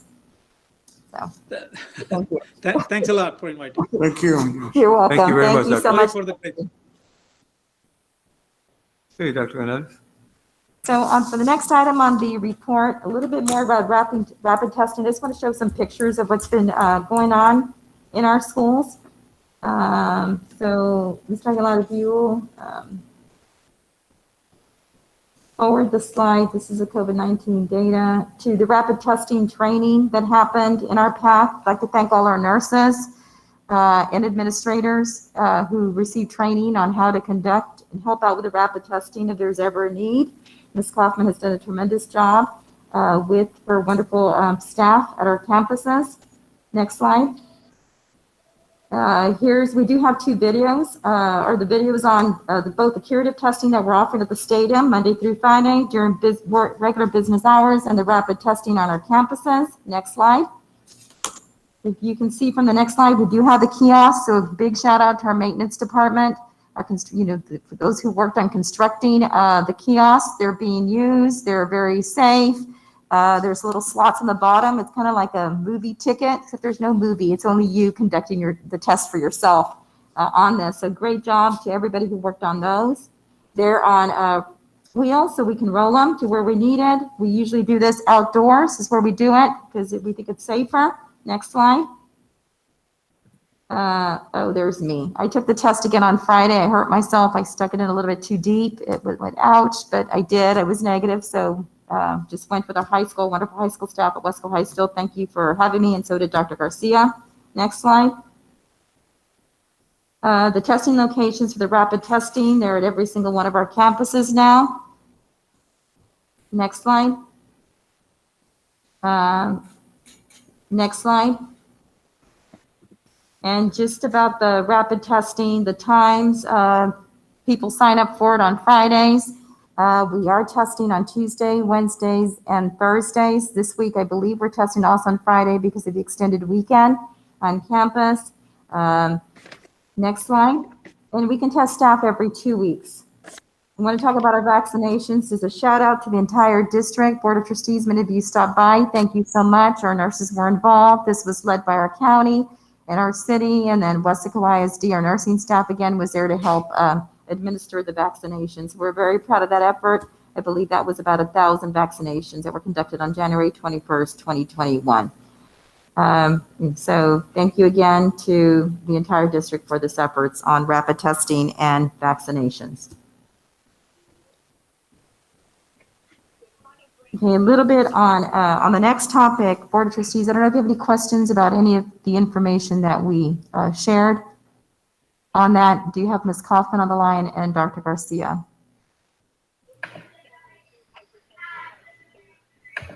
If not, we'll move on to COVID-19 and the impact on academics that you heard Dr. Oaks allude to a little bit earlier. So what you see before us, and I'm having trouble seeing it, Mr. Aguilar, I'm going to need you to report out. I still need new glasses. Thank you, Dr. Canales. Good afternoon, everyone. So I just wanted to give you a breakdown of some data that we have here for students that are currently failing 2 or more core classes. We have a combination of the third 6 weeks and semester 1 averages. And the reason we have it broken down in that manner is because for the elementary, we don't have semester averages, but we do have them for middle school students who take high school classes, and of course, our high school students. I do want to commend our campus administrators, all our teachers, all our staff, because through this process, they've been resilient and they've been adaptable to the instruction and everything that we're doing for our students day in and day out. And one thing that we want to focus on, even though we have some data here, we want to focus on the strengths and not the deficits moving forward on what we're looking at. But what you see here before you is you have some columns. If you look at the blue on the 20% failed 2+ core, this was our percentage pre-COVID back in the third 6 weeks of last year. So it was around this time. What you see to your far right in the shade of red is the COVID slide. That's data with the COVID slide. Now, I want to go back to some of the comments that Dr. Oaks did share, that she made a comment that she's seen up to about 30%. Well, she was very close to that on the comment that she made with learning loss that we're tending to see within our schools. So if we're looking at the third 6 weeks, now we don't have pre-K and kinder because of the letter grades, and we didn't want to skew the data. This is numerical value, numbers that we have in front of you. So we're looking, let me use an example right there. If you're looking at second grade, grade 2, in 2020, last year we had 1,218 students. Last year we had 137 of them that were failing 2 or more core subject areas, which equated to 11%. Fast forward to 2021, we have 1,125 students. 193 of those are failing 2 or more core subject areas, which is a slide of 17%. So which gives you a differential of 6% that we're seeing in grade 2. So what I did was I went ahead and highlighted the shade of red if they had over 10% of the differential in the learning loss. And you see that through some of the grade levels. So some of the things that we're looking at, the research will state, and some of the data that you're looking at, is that our hardest hit content area is going to be your math, because it's very abstract, it's very sophisticated. You're looking at a lot of fractions, division, building upon the grade level, so that tends to be a challenge everywhere with the math, and the research will state that as well. But we're looking at where we're transitioning from grades. If we're going from 5th to 6th, if we're going from 8th to 9th, we're noticing some gaps. So if we're looking from third 6 weeks all the way to 12th, you're looking at an average of anywhere about 24% of the 2 or more core subject areas during the COVID period versus about 13% last year. So you see an increase there, roughly about 11% from last year, 12%, that we're looking at an increase in failing 2 or more core subject areas. So that was for the third 6 weeks. If you look at the bottom, you're seeing the 6th through the 12th, first semester. So we're getting the average of the first 6 weeks. And it's very similar. We went back because we saw some of the similar numbers, went back with PEAMS and they double checked it. And of course, if they were failing 2 or more, the patterns were very similar. So again, that was equating about 25% that we were seeing as far as the loss compared to the 13% that we had pre-COVID, which gives us roughly about a 12% average. Now we're noticing on some of the grade levels, they are a little higher. We're working to address those areas. We're identifying those needs. We want to build more on grade level versus remediation, because some of the research will say that's not always going to work. So we want to build upon that. We want to continue building those relationships with our students. And I know our teachers do a wonderful job and our campuses do a wonderful job with that. And we want to continue focusing and center on the social, emotional aspect of it, and leveraging our technology instruction to continue building upon this. We've been having some very good discussions with our campus administrators, with a lot of teams, our central office strategists on how we're going to be tackling this moving forward and what we're going to be looking at down the road. But here's some data in front of you. If you have any questions, I'd be more than happy to answer them for you. The big concern here is obviously, the difference between the third 6 weeks and first semester.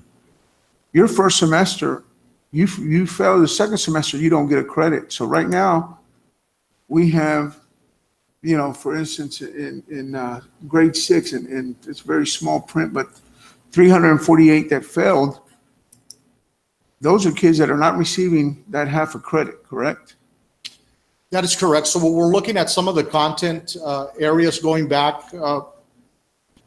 Mr. Trevino, we're going back precisely to identify those, and we're working with our campus principals to see what we can do. The majority of the concerns that are coming up is with that engagement piece, trying to get the students to engage online. So we're tackling a lot of those scenarios through home visits. We've really gone out there to try to get them to log on. They're not logging on. Anything that we can do to provide that assistance at home, if not to try to bring them on campus. So we have a robust effort through our district and through the campuses to try to remediate that and move forward with that and assist our students. Okay. Yes, ma'am. When we walked through the campuses back a couple of months ago, the teachers are, of course, working on their computer, teaching remotely, but also have kids in front of them. Those kids who do choose to go face-to-face, they're still teaching remotely on the computer.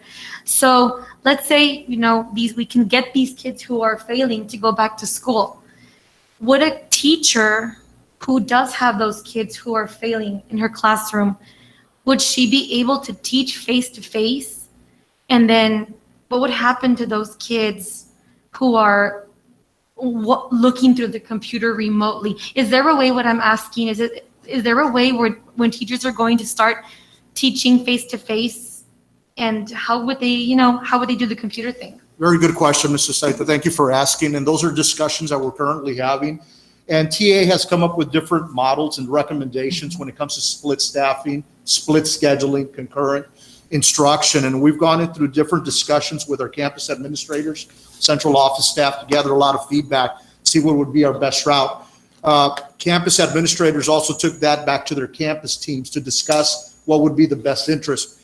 First and foremost, right now, students that we have on campus, we're following the CDC guidelines to ensure that safety is priority. That's what we're doing first. So we're looking at several different scenarios on how we're going to be tackling that. And that's the discussions that we're currently having, because we know it's a concern and we know it's something that we want to try to find what's the best option for our students. And we're working through that as we're moving forward.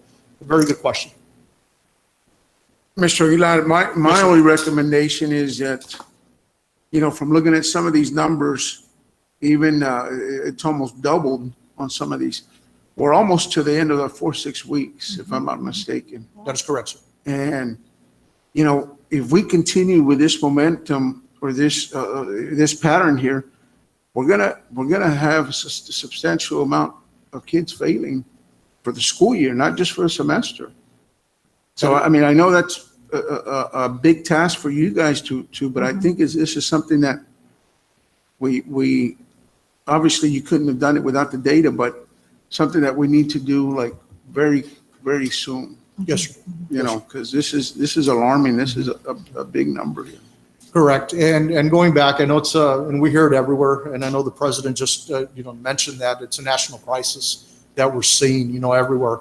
And it is a concern. We do speak with other colleagues in other districts, and they're experiencing similar scenarios and the concerns that are taking place. I can assure you that our campus administrators or teachers are on top of it, and they're working. Oh, yes. And we're trying to do the best that we can. And we're not gonna make excuses on deficits. We're gonna focus on the strengths. We're gonna continue doing that and see what we can do to address that. We do have our plans for our seniors. We have our plans. We're working. We're meeting every 2 weeks. And we're tracking them because we want to make sure that they all graduate. We have plans for all our students. We do follow up with our campus administrators, counselors. We do what we need to do. But that's been the greatest challenge that we currently face right now is that engagement. Not due to lack of devices or hotspots or anything. It's trying to get them engaged. And so that we've created that strong effort to have those home visits and follow through with that and try to get the parents engaged as best as we can. Try to identify those root causes why they're not logging on. Yes. And try to figure out what it is so we can do it to provide those services and support that our students desperately need. And we are working towards that every day and we're working at it. So yes, the concerns are there. Yes, sir. I know it'll help. And I know Mr. Staita mentioned we visited campuses, and campuses, the ones we visited are safe. Schools are the safest locations across probably the state of Texas. Schools are safe. So, I think the more the parents hear that, the more they will be prone to allow their kids to go back to school. Yes, sir. And that'll help this instantly. Yes, sir.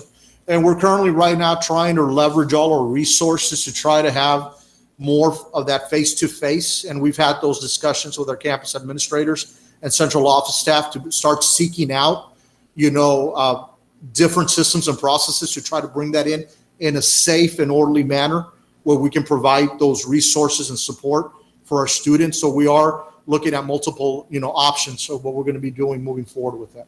Yes, sir. Thank you. Mr. Aguilar, Yes. we don't want to prepare for failure, but it's going to be inevitable in some cases because it happens every year. Is there a plan in place for summer school for students who don't make it to be able to recover what they might have missed, and what's it look like? Yes, sir. So very good question, President Cuellar. Well, we've been in discussions with this, and Dr. Canales has also led the discussions with us moving forward, along with our principals. We look very closely at our board policy on what we have for promotion and retention, and that's something that we're also been in discussions with these last few months as we're monitoring the instruction and how we're going to be tackling this moving forward, because we can already see that if we continue this trend, it is going to increase the number of possible retainees. So we want to make sure that our summer school is going to be effective, and it's going to focus on what we need to focus and target the needs of our students. So we're going to be monitoring that. We're going to continue our discussions, not only with our campus administrators, but our key teachers on campus to gather more feedback and try to see what's going to be the best course of action moving forward. Yes. So, Yes, sir. This may be answered earlier, but grade recovery interventions, those are being offered at all grade levels, so that way the parents know that principals or teachers are allowing students to go back and maybe make up assignments that they missed. I know that in the system, the way they have it, you can go in there and you can see your child's missing assignments. So once you all make contact with the parents through the different avenues, different resources you're using, we're making them aware that they can go back in there and provide that. Is that part of the interventions for grade recovery? So what we're doing is we have that flexibility piece. And that's one thing that we've been discussing quite a bit with our administrators is we have to have that flexibility and work with our parents. For example, we're not too stringent with when a parent says, well, my child's only going to be remote, but now I want to send them. If we can get them in, let's bring them in. Right. So we're recruiting them, we're bringing them in. That's why our numbers are going up on campus, because our goal is to get them engaged and our goal is to get them learning. So yes, we do submit the surveys to better prepare, but our doors are open. And that's one thing that we stress to all our families, to our principals, to our staff. Our doors are open at all times because we want to make sure that we service the needs of our students and we maintain that flexibility for instruction to help them. We want our children to be successful. So whatever we can do to help them, then we'll work through that. So, and just to add. Go on. This is, I guess, for you and Mr. Aguilar. In going back to Mrs. Staita's question, right? Because my kids have been there since the 30th. And I don't understand, for those teachers that we do have on campus, and I understand they're back now. However, if a grade level only has, let's say, 10 kids tops, in following CDC guidelines, why can't we, especially like you look at grades 2 through 5 that are really struggling, pull those kids in with one teacher that does a true face-to-face teaching, and maybe that other teacher pick up her students that are doing the remote learning. So that some of these kids get the benefit of that face-to-face with some of our teachers. Now, I know our teachers are afraid. I get it, I understand. But like Mr. Trevino said, our schools are probably some of the safest places our kids can be, including staff. Yes, and so I know we're trying to go along with the CDC guidelines, but I think if we could have some sort of face-to-face teaching, and right now it really doesn't matter who your homeroom teacher is. At least I don't think, if it's all remote. But if we have our teachers, now that they're there, our students that are there in any of our campus, hey, you know what? These students this week, they're going to go with you, next week with somebody else if it becomes a rotational deal. But some way or another, we have to engage our kids. I've seen it with mine. They struggle, and mine are there at school, every day, and they still struggle. Not having that face-to-face. I have one that's taking Spanish and is in La La Land because he's like, Dad, I need your help. Because there's not that one-on-one communication. And when you're talking about a different language, well, it's harder. These kids grew up in a different time period than we did. And so I'm not just saying about mine, but just in general, our teachers are back. Find those kids, get them into one of the classrooms. Hey, here's your face-to-face learning, and dale gas. We saw that, just if I may, we saw that when we visited one of the middle schools. and the teacher proudly recognized a student who just could not find a way to engage remotely. So the parent decided to send the student to school. And even though they didn't see every single teacher every single day, they were with a teacher for a period of, well, maybe every other day they saw the teacher. But at the points, they weren't going from class to class to class, but they were with a live teacher. And the teacher said, this student has gone from failing to like getting an A now on exams. So it is about engagement. I mean, our teachers are doing a great job, whether it's a hybrid or whether it's a staggered, they're doing a great job. We know that this is the time of the year when we're usually spending time on instruction, interventions, and acceleration to prepare for the STAR. We're working on that. Our summer school, we know it has to be different. Our goals are still the same, student success, not only with the literacy focus, but the numeracy focus as well, and just to focus on academics and learning. What we are going to have to do differently as a district, and it's not just our district, it's districts across the nation. Our goals are a true north. I mean, we all believe in them. We all want success for every single student beyond Weslaco ISD. So it's a little means of how we're going to get there that has to change a little bit. I send a personal invitation to every single one of our students and their parents to engage. When you engage, even if it's remote, with our teachers, you're going to soar. And if you can't engage and that learning style is not for you to be at home, day after day by yourself in a room, our schools will continue to be safe. We'll work hard on that. We need everybody playing their part by not showing up if they have symptoms. And, we will help children soar. I know our students can learn. And I think that part of the data that you're seeing, it's not that they can't learn. And it may not even be that they don't know. It's just that they're not completing assignments. Mm-hmm. So, we're in it to win it for children. We'll work on intervention plans. We'll refine them, the credit recovery, the credit accrual programs, the summer programs, the acceleration, the small group with teachers. Even if it's virtually, we'll work on that. Because this data does not reflect the hard work of our teachers and our administrators and even our parents. And it does not reflect what our students know and are able to show that they know. Yes, no, thank you for sharing that, Doctor. And that's what I wanted to finish with. I know this information, this data here is not an indication of the type of teachers, administration, schools we have. Obviously, we've excelled and we're doing very well. So, what Mr. Aguilar mentioned, we need to figure out how to, and I know some of the kids you knock on doors and they're not opening the doors, Those are the ones that we need that are affecting this data right here, not the ones that are there. But I've also heard from parents.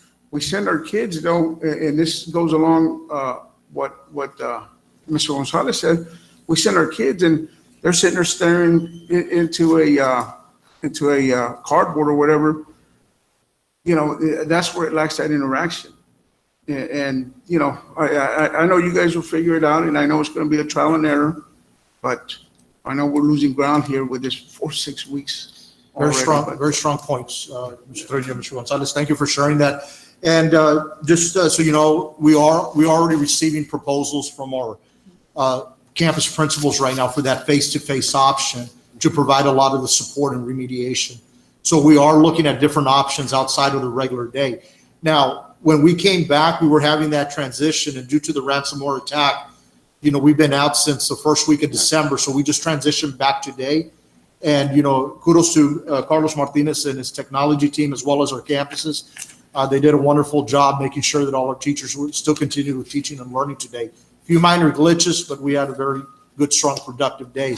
But we're going to continue evaluating, looking at our systems and processes, see what we can do to improve, and make sure that we keep our staff safe and our students safe, at all costs. And that's one thing that we want to make sure that we do. But by all means, we take all the recommendations, all the comments, and we're open to a lot of suggestions from everyone within our district because we want to do what's best for students.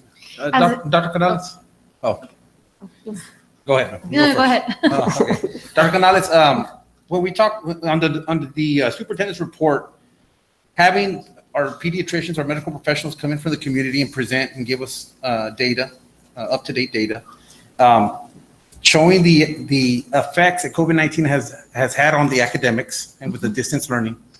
All the more information we put out to the community, to families, like Trustee Gonzalez was saying, our schools are probably, and Trustee Trevino were saying, the schools are ranked as one of the safest places, even through CDC, Dr. Fauci, et cetera, even in the country. Because of the policies and the guidelines, the social distancing, the mask wearing, the etiquette, the procedures that are in place. And what I wanted to say, where I'm going with this is that also in our marketing that the district does, we have to show parents what the inside of the school looks like. I know that we already have some videos out there that are very good that show our maintenance staff and all our different departments, transportation, nutrition, et cetera, and everything that they're doing to go above and beyond to keep the environment safe as possible. But also showing the classrooms now to our parents in the community, I think that'll help a lot as well. And that's just something that maybe can be taken into account. It's actually like, as you're going to do walkthroughs with the local medical professionals that we have, we can also do some videos to show parents, to show them there are classrooms, the social distancing and all the guidelines and whatnot.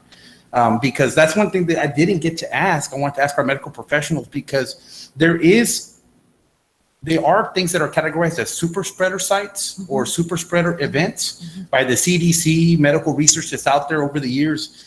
And like Dr. Fauci said, the CDC has also put out there, compared to barbershops, salons, restaurants, etc., department stores, supermarkets, things like that are considered super spreader sites, or social gatherings that are super spreader events. Schools rank as one of the safest compared to those categories. And so I think the more information and that we give, and the research that's now out there, it'll kind of help in recruiting some of these kids that need to come back. Maybe they won't learn through distance learning, and they can come on site. Just something to consider. And that's exactly what I was going to say, Mr. De Los Santos. I almost got my daughters to go this week. I was kind of like, come on, you guys can go back to school. It's okay. But the fear of the unknown, but I don't know how it looks, but where am I going to sit? And they were almost wanting to go back, but then at the very last minute, no, I don't want to, forget it. I wanted to, but I don't know how it looks. Right. So you're right. If we can just put out the pictures. Right, to families. I know some schools have the Facebook, the website. A lot of them, social media is super, super powerful. So that's what I was going to say also. And as a parent, I'm just reaching out to the parents. If you're watching, if your child is struggling, I know sometimes it's hard to get them to sit and pay attention, or even if they're not and they just need the engagement. The schools looked very safe, and I wouldn't be saying this if I didn't feel it as a mother walking myself through the schools. If you think you need it, if you think your child needs it, the schools are safe, send them back. And the teachers, a lot of them say, but I don't feel safe. I'm an adult. It's different for the adults. And I just want, hopefully, the teachers who are listening to the doctors to also feel safe, because the kids, if they are sick, hopefully they're not showing up, and we need everybody's part in this. The parents, don't send them to school. If anything, even if it's a stomach ache and you think, oh, well, it was just because they ate something bad. We just don't know with this virus what it was. So just keep them home if they're feeling sick, and we need everybody's part. But schools are really safe. I agree. So, Any other questions regarding the data? Thank you for the comments and recommendations. Okay, so moving on, student enrollment, look at the next slide. Just on-campus attendance, this was the attendance for last week. So it did range from 1161 on the Monday to 1,029 on Friday. Today, we were over 1,200 students on campuses today. Next slide. For our enrollment, we compare 2020 to 2021 school years for enrollment. You can see the difference in enrollment for a total of 638, so we're still short. ADA, we in 2020 at this time, we were at 15,176. Our ADA for this year is above that at, is that 15,000? It's 18,000. 15,397. So in 2020, we were at 96.47, and in 2021, it's 94.98%. We'll have to check these numbers, Board of Trustees, and if there is any change in that, because that 18,000 is not incorrect, we'll send it in the board update on it. So we apologize for that. Here it is again. It's 638. This gives you by campus. You can see the differences by campus. We do have Weslaco High School, who's up 79, and Weslaco East High School is up 33 from the same time last year. Okay, next slide. And this slide, I'll turn it over to Mr. De La Rosa for our self-funded employee benefit plan. Mr. De La Rosa. Thank you, Dr. Canales. This is the standard health insurance slide that we present every month. I'm going to approximate the numbers just to save time, and we always do a 2-year comparison. So this data is reflective as of January 31st, 2021. So as far as medical claims, last year the district paid $4.2 million versus this year just a little over $5 million. That's an increase of approximately $833,000. Prescription drug prices or costs, last year they're at $1.9 million versus this year at 2.7. That's again an increase of approximately $827,000. Fixed costs, which is the cost we pay for administrative fees and stop loss insurance, last year were a little over $921,000. This year we're at just over $1 million in administrative costs. It's an approximate $172,000 increase. So total for the year up through January 31st is a little over $7 million last year versus $8.8 million. That's a 33% increase over last year. Those numbers are net of stop loss claims. So we received $1.4 million in stop loss credits or reimbursements from Blue Cross and Blue Shield. Specifically in the month of January, we received just a little over $600,000 in stop loss credits, if you will. So the claims we've seen, quite an increase. I can attest for some of that in a couple of the slides that I'll get through here later on. The prescription drugs costs, they are rising. We're definitely keeping an eye on it. So we'll probably talk to the board about having a workshop within the next few months about exploring some options to try and remedy some of this costs. Right now, there's over 12 members that have prescription drugs that are well over $15,000 a month. We have over 100 members. Their drug costs are $1,000 a month, and there's some quite significant cost, if you will, there. So there's things that we can do, such as overseas pharmacy programs that we'll bring to the board here in a workshop at a later date to discuss that. Yeah, if I could have the next slide, please. So this is a COVID-19 total case count. This data is as of yesterday. This is the number of members of the plan that have been diagnosed with COVID or have been treated. So right now that's 284 members, and that includes employees, children, and dependents on the plan. So as you can see, that number is just steadily rising since they started tracking it in January of 2020. Looks like we got our first case back in February through the insurance. So just a little reference from the board. The next slide is an executive dashboard of COVID-19 expenses. This data is current as of December 31st, okay? They're promising to get me updated data that I should be able to present to the board hopefully next month. So as of December 30th, there was 230 cases with a population of 3,516. That's not just employees, that's dependents on the plan as well, children and spouses. So again, we're at a prevalence rate about 6.54%, a little bit higher than the national rate at 6.10. So a little bit about testing. Again, as of December 31st, there were 1,086 members tested. The percentage of members that tested positive is 19.8%. And it gives a little bit number of the little bit of test information, including the average cost of test or cost of test administered was approximately $67 per test. So as of December 31st, the district spent approximately $162,000 in testing. So total paid for treatment through December 31st, the district incurred $660,937. That's an average of $3,479 per case treatment. And as you can tell, the majority of the expenses were inpatient facilities versus outpatient, and then of course professional, which is your standard office visit. And that concludes my report. If the board has any questions. Question, Mr. La Rosa. I'm still trying to go back to the last meeting we had when I was trying to get clarification. The rapid tests that are administered to the athletes, let's say that their parent is a staff member at WISD. We had said that this is a self-funded insurance. So those parents who are receiving those, well, the insurance is paying those bills, correct? Correct. We're getting them from two different physicians, I think, very different bills, by the way. So this money is coming out of the Weslaco ISD balance with those tests that are being given to the people who are children of staff members? If they're on the health plan, then the self-insurance, health insurance pays that cost, yes. Okay. That was my question.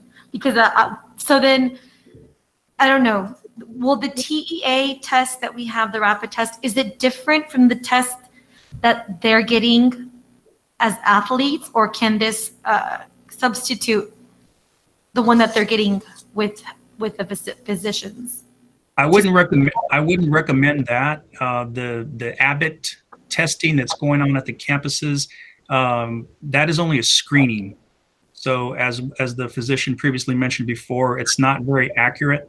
It's only intended to screen. So if that screening would come out positive, you would have to go back and get a PCR test or an antigen test for greater to have a better information or higher or confirmation rate, if you will.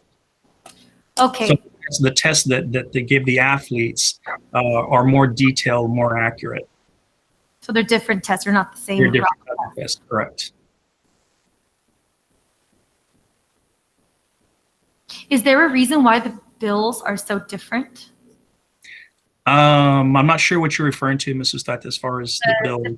The physician bills. Well, I have some. I believe I shared with you some bills that were brought up. Is it supposed to be the same, like standard test, or are they different tests, or the billing is different between the two physicians? Well, the billing, they run through the Blue Cross and Blue Shield network. So if they're being charged through our health insurance, so they're paying what the contracted rate is with Blue Cross is. So in this case, as the price for test is, Blue Cross is telling me that's $66.98 per test. So whether that's an antigen or a PCR, I'd have to go back and dig through that, or the rapid antigen. But if they're contracted through Blue Cross and Blue Shield, then they're paying, it should be exactly the same. Okay, maybe we can look into that, because there were some differences in there. And I haven't seen any bills from any of the local docs. As far as who's doing the athletic testing, that all goes to our insurance. But we can take a look at that and see what the difference is. Rosa. Yes, sir. When you look into the differences between the two schools, I know Weslaco High has more student athletes. So could that be also a reasoning as to why the bill is? Oh, personal. Never mind. Yeah. Yeah, Mrs. I believe the last time you asked Mrs. Tata, that was a different type of claim, but I could discuss that with you. Yeah, we can look at it later. The reimbursement, Mr. Rosa, should be the same either way, right? I mean, the provider can bill whatever they want to bill, but the reimbursement's going to be, or should be the same if they're contracted. The provider could bill $1,000 and Blue Cross is going to say, no, our contract rate is $70 or $66, and that's all they'll pay. Right. And they're not, there's no balance billing, correct? No, right now with the emergency health order, there is no balance billing no matter what insurance you have. So until that the emergency order was just extended. And as if you recall, there was an action item that the board approved that would amend our health plan to not have any balance billing for testing. But right shortly after that happened, the federal government extended the health emergency to, I believe, sometime in the middle of April. So that's a federal mandate that there's no balance billing for testing. Thank you.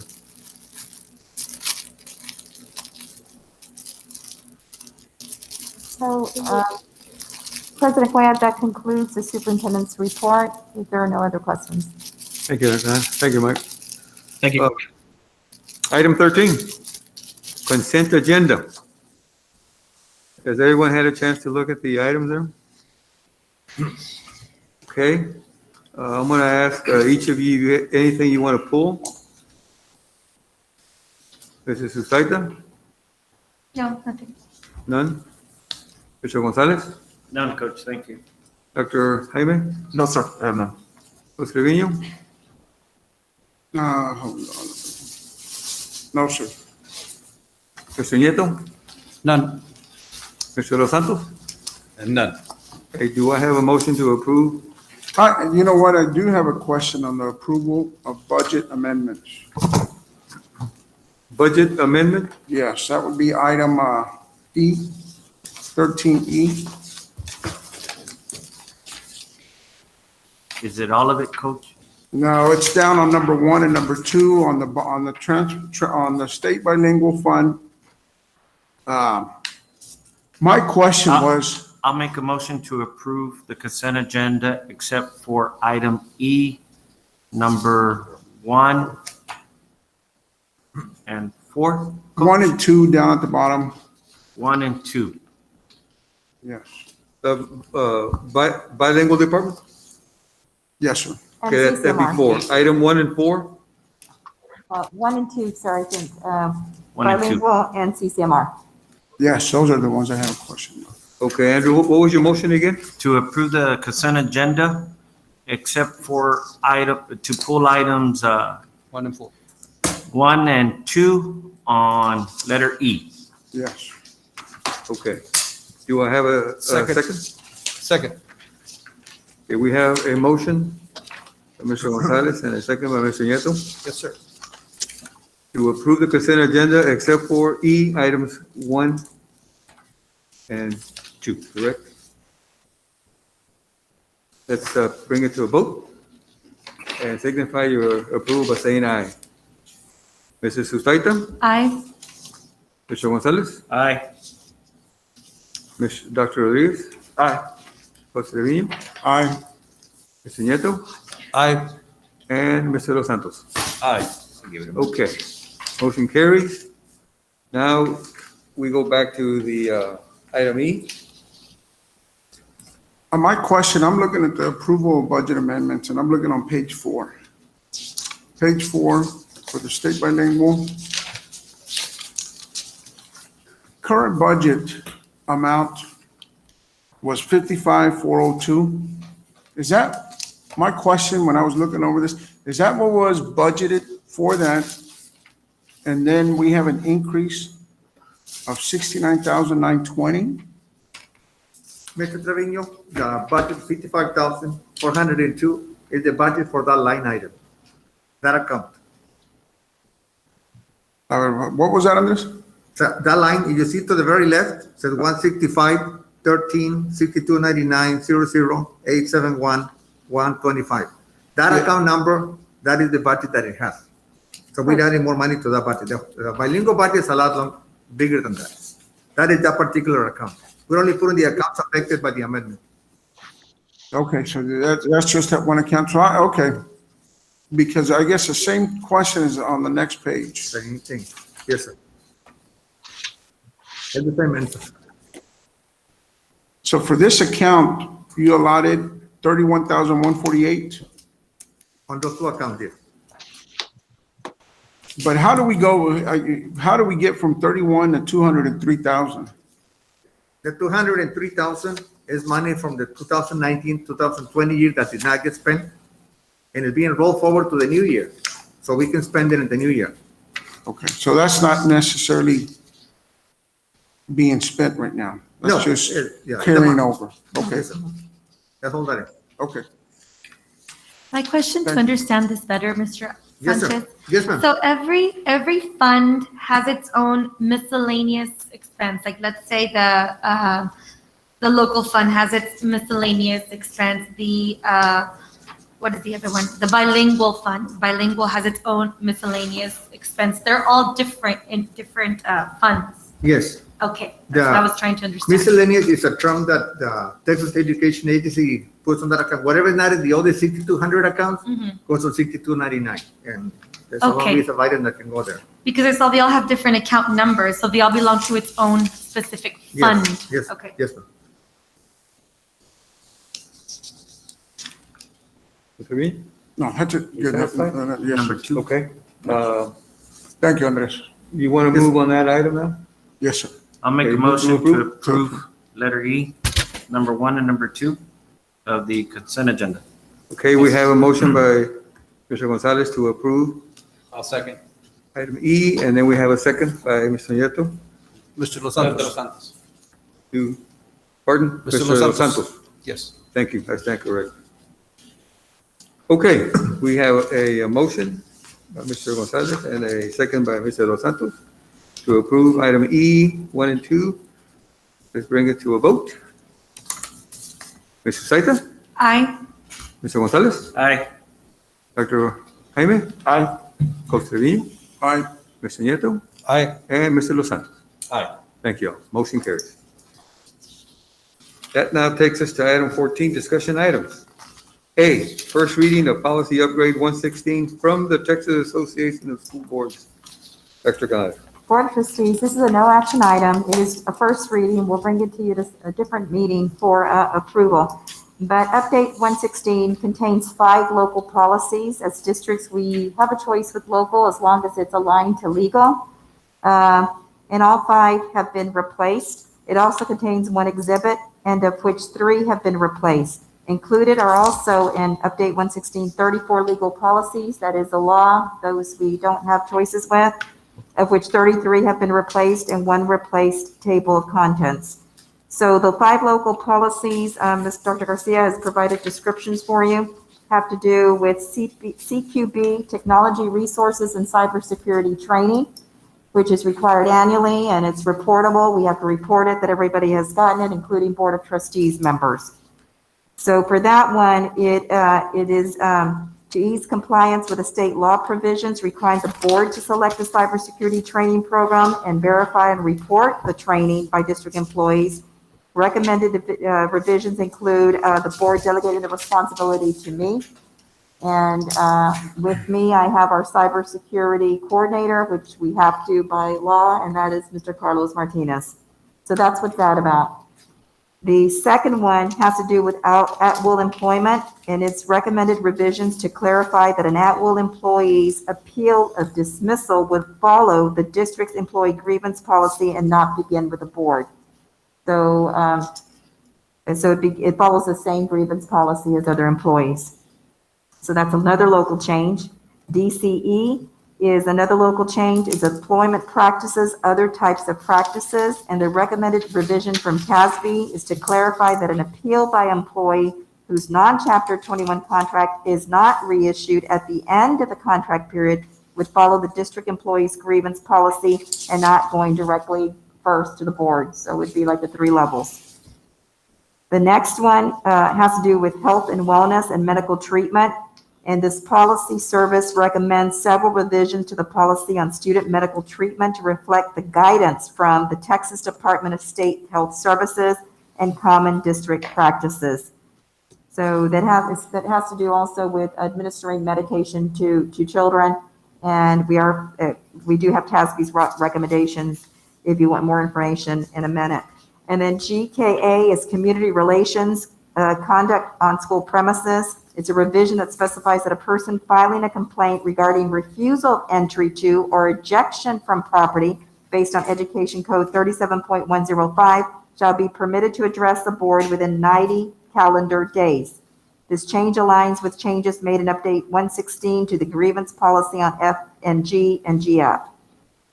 So we do have staff here. If you have any questions, it's just a first reading on these. There are 5 policies. We can provide the copies of the 5 policies again in the board update if you wish on Friday. That gives you the red line, what's been for us to strike out, and in blue, what for us to add based on TASB's recommendations. Thank you, Dr. Hernandez. Is there any discussion? Not on these items, but I would like to, we have mentioned before about board policy and how we have to take into account that it's ongoing, it's maintenance, we have to keep reviewing it, things change.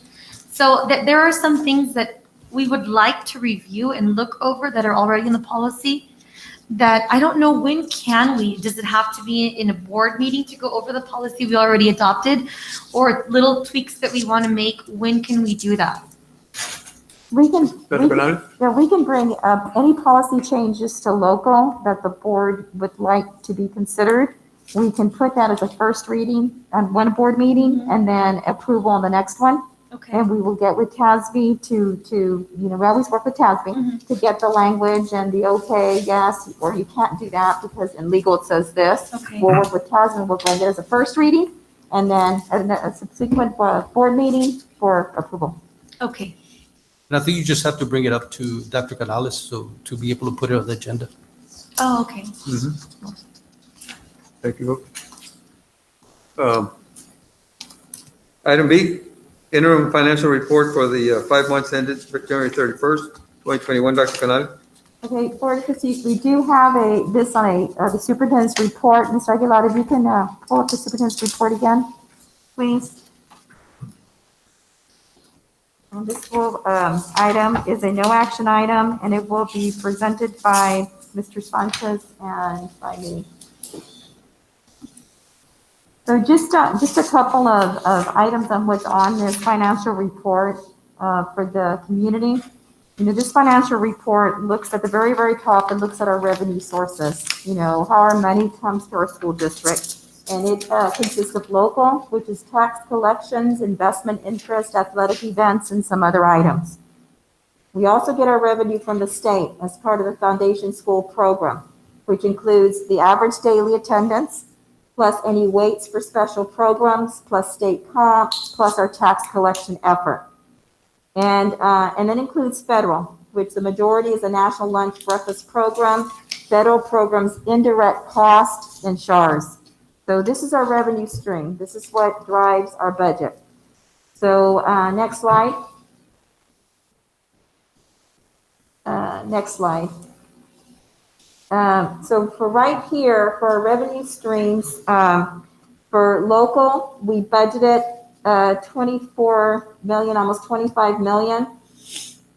We have received about 18,400,000 for a variance of 6,502,649 for 73.89%.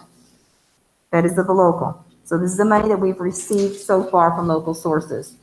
From our state, we budgeted 137,408,250. We've received 77,500,000 plus for a variance of almost 60 million for 56.46%. For federal, 13,459,961. We've received about 4.5 million for a variance of 8.9 million for 33.33%. So for our total, we budgeted 175,776,721 based on a 15,288. So we need to make that 15,288. And for our totals, we're at 57.16% at the very, very end. So that's what we generate. I did want to go back one slide for our tax collections. We get asked this every year about this time. Where are we with our tax rates? How do we compare to other districts? Weslaco ISD continues to be the lowest, one of the lowest, when it comes to the total tax rate in Hidalgo County and in the Rio Grande Valley. So the only one that has a tax rate less than ours is Port Isabel. which is the island, and the revenues from the island. So we're still very, very low. We're at 1.01890. And then after us, the next one is Donna ISD with $1.13. You go to Edinburgh, $1.13. So we're still very, very low when it comes to our total tax rate. And I'm not making a judgment on this, just saying we're low. Andres. Yes, sir. Donna would be considered a school district about our size, you know? Yeah, they're a little smaller than us. Just so that our community knows. And I know it's a math question, so ballpark figure though, what's the difference from $1.01 to $1.13? $1.15? $1.13, Donna. Oh, but 11 pennies. 11 pennies. So how much, No, you're talking overall, about, how to much, the how much budget. would it generate for tax effort for our district? Is that what you're asking, Mr. Gonzalez? Yes. But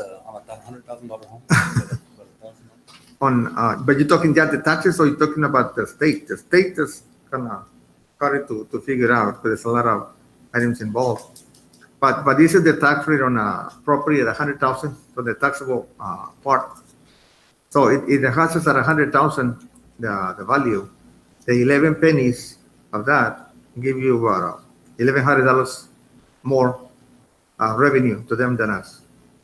And that amount brings them more money from the state. Right, but I know it's kind of hard to put you on the spot, but it's a big significance when you look on here. It doesn't show, but right when our community action knows the dollars, because obviously we're always concerned about taxes.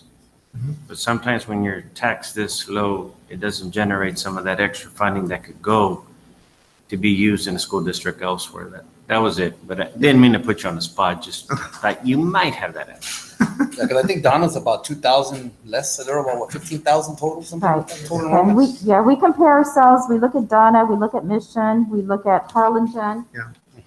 And we compare, Harlingen's a little bit bigger, Charlotte's a little bit smaller. San Benito, yeah. Mission, Those are the districts that are close. Those are 15,000, between 15,000 and 20,000 students that we look at. Especially this year, because that's how much more we're going to receive from the state because of our ADA and of course from COVID and so forth. They haven't determined that yet. So this year is going to be a tough year. It's going to be a very tough year at the end. So we're just going to move forward. Yeah, exactly. I just wanted our community to know when you look at the schools you mentioned at $1.19, $1.20, it's a big significance in difference. Right, and we could, Maybe in the President Cuellar, update. yeah, on the update, and perhaps, we can put a slide on the next board meeting, Mr. Santos. That'd be great. Okay. Thank you. Thank you. Okay, so where are we? I had a question for or are you done with this slide right here, Dr. Canales? We're going on to the next slide, Mr. Trevino. Did the question Okay. about the one before it? Now, behind the one where they had the ADA at 15,200. The revenues. That was a budget, that was an estimate that we used from last year's figures. But we're really, I'm trying to look through all my notes. We really, right now, we're sitting at 16,000. For enrollment, 16,000, oh, yeah, let me go back to that slide. So in enrollment, we need to, There we go. go down, there, right there. 16,000. So for ADA, you look at the average daily attendance night, this is the one that we have to fix. It says 18,000. Does that say 18,000? 397, that is incorrect. We have to get the number. So last year we're at 15,176 on the 19th week, when we compare the 19th week. Correct. Which we budgeted at 15,200. So, Mr. Trevino, we're gonna have to get you, because this number is incorrect, where we are right now. We want to get above the 15,200. So what about your weekly enrollment where it's 16,593? Yes, sir. 16,593.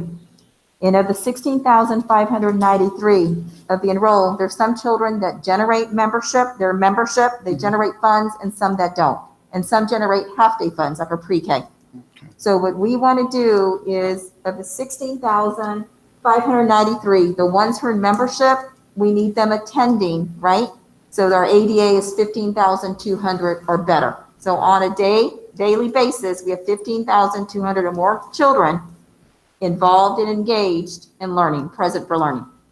So the 15,000 or 15,000, so that's where it may be, you know, because this is maybe a little misleading. Because I'm sitting here looking at the 16,593 or the 18,003. So when we present, you know, when we budget for 15.2, well, then there's a gap there that we're actually doing very well, but it's really not the case since we don't receive funds, you know, from that whole number. Right. So, okay. My question is, if pre-K goes all day, why do we only get a half day for them? We still, we want to That is the mandate from the state. Yeah, they only allow us, initially it was only half. So now they require it to us, which has been 3 to do it, but we still only get half for the students that qualify. Correct. Unfortunately. The legislative. Because the teachers are working just as hard as all the other ones, and they're only getting. Yeah. Well, the legislative session is occurring right now, and it's a good talking point. It comes up every single year by multiple organizations, including the Texas Association of School Boards that fund it. You know, that whatever you're mandated from the agency, or you're asking us to do what's right for kids, fund it. You know, put the money behind it so that we can. So moving on to the next slide, Mr. Are we on item C now? We're going to finalize the, Andres, do you The one before. want to take over the expenditures? Okay. The slide before. We're not finished yet.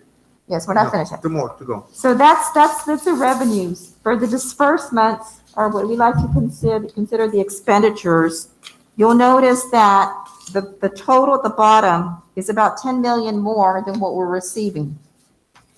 And there's several reasons for that. One of it is every year, if we don't expend funds, and that happened this year because of COVID-19, probably more than previous years, we can carry over, roll over those funds. You saw the budget amendments for the CCMR and the bilingual to roll over funds that were left from last year. Next slide, Amy. Or is it the next slide? Yeah.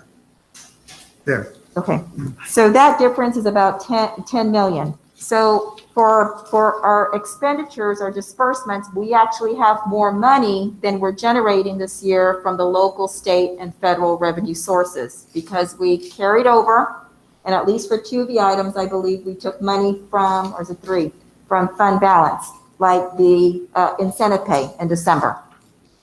So even though it looks like it's a big gap, the money's there for the expenditures. I guess that's a point I want to make. The money's there. Okay, Mr. Sanchez, do you want to carry on? Yes, yeah, the difference is 9.5 million. You know, we have discussed it, we met with Mr. Cuellar, Mr. De Los Santos to go over this in more detail. But yet that the excess is 9.5 looks like we're spending more money than we're getting. The reason that is like that is because we're bringing money, like Dr. Canales said, from the fund balance. Not everything is from the unassigned fund balance or savings or rainy day fund that we call it. Only 3 million of these came from there. Most of it for the incentive pay, and another one for 500,000 was for PPE, some item that the board approved in September, and then 120,000 later for student debt shields. The rest of the money is money that we had last year. For example, the second item, 1,228,000, the 48,000, those 2 are money that was for last year. We had ordered a lot of items. They did not arrive by August 31. So the money we had on those purchase orders went back to fund balance. But the items arrive in September or October, and if we don't do the movement of moving the money to the new year, the current year budget is going to get depleted with last year's expenditures. So we move forward the purchase orders and the corresponding budget. And the money was not put in the unassigned fund balance, was in a separate account, a restricted account. And also the 5.2, the very first one, those are money like the ones that we just approved for CCMR and bilingual. Those are state funds that we have to spend them. We cannot spend them on anything else except those programs. But if we don't spend it, we have to roll it forward to the next year. And that's what that is. So altogether, is $9.5 million of expenditure. And if you go to the next slide, table, see, you'll see it here. The first line is 175,776,000. That is the same amount of revenue that we have in the budget. And then we have the amounts that were added, 9.5, gives us an amended budget of expenditures of 185,362,000. We hope this helps with the reconciliation and the appearance, or to dispel the appearance that we have like we're spending more than we're getting. It's money that we're bringing forward, but it's not from the fund balance that we can use for emergencies or that type of thing. Does that help explain that? Yes. Andres, question. Yes. Any money that was reimbursed for PPD, all those things, where do you place that money that we received? We don't have it yet. We haven't received it, but Okay. we'll let you know when we get it. Okay, good. Do you know approximately how much? Well, we have submitted almost $1 million of expenditures for Right. technology equipment. Correct. We're looking at $750,000 more or less, depending on what the approvals, hopefully most of it. We'll be getting it in a month or two, I hope. Okay. And that was through the state application, right, sir? Yes. Yes. Okay. So that is the interim financial report presentation. Okay, thank you. Thank you. Dr. Canales, we are, I was trying to cut you guys short a while ago, but Okay. thank you for that report, and now we are ready for item C? Yes, sir. Okay, the acknowledgement of the Hidalgo County Tax Office Collection Report for December 2020, current tax and delinquent taxes. Dr. Canales. Board Trustees is another no action item, and Mr. Sanchez is going to highlight some key points on this report. Mr. Sanchez. Yes, this one, we don't have a slide, but you'll have a copy of the agenda.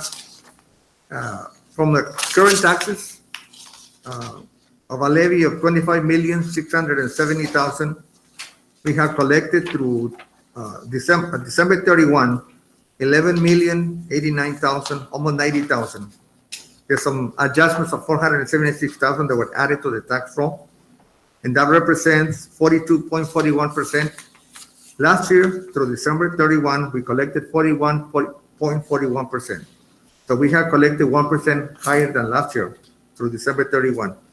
On the delinquent taxes, out of 4,183,000 that we started the year with, we have collected $401,171, and that represents 9.75% of the budget. Last year, we had collected 7%. So we are 2.73% higher than last year. So through December, we're doing well on the property tax collections. The January report is barely got released, so we were not able to put it in here for the agenda, but we'll let you know in next month. That is the report. Thank you, Andres. Yes, sir. It takes us to item 15, Yes, sir. or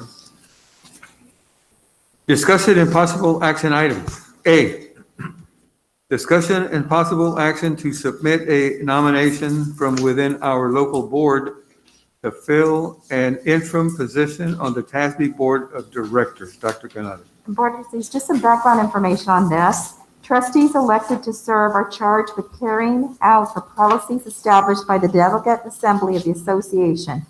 The individual director is expected to attend 4 meetings of the board each year, with one of the meetings being at the same time as the annual TASB convention. That one usually happens in September. In addition, the director will be asked to serve on a standing committee that will meet as needed in conjunction with board meetings. The director should be a capable, experienced school board member who can assist in providing the association with outstanding leadership. A nominated individual must submit the following information to TASB by Friday, February the 26th. Active members nomination form and candidate's willingness to serve, candidate biographical sketch, and candidate questionnaire. So the election process, the nomination committee will interview candidates at the TASB spring nominations meeting on Thursday, March 25th at the TASB headquarters in Austin, Texas. Nominees will be notified of their interview times once the nomination period is closed. So Board of Trustees, there's 2 vacancies in Region 1. For the TASB Board of Directors, local boards in Region 1 are invited to submit a nominee to fill one of the interim positions, A or B.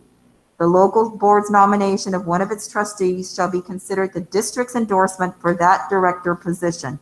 These vacancies, again, will be filled by the TASB board in March. So Board of Trustees, it's open if you want to self-nominate or if you're nominated by anybody on this board. Would anybody on this staff be interested? I think if you ask for volunteers, that's the best way at this time. Because I already served on one board already.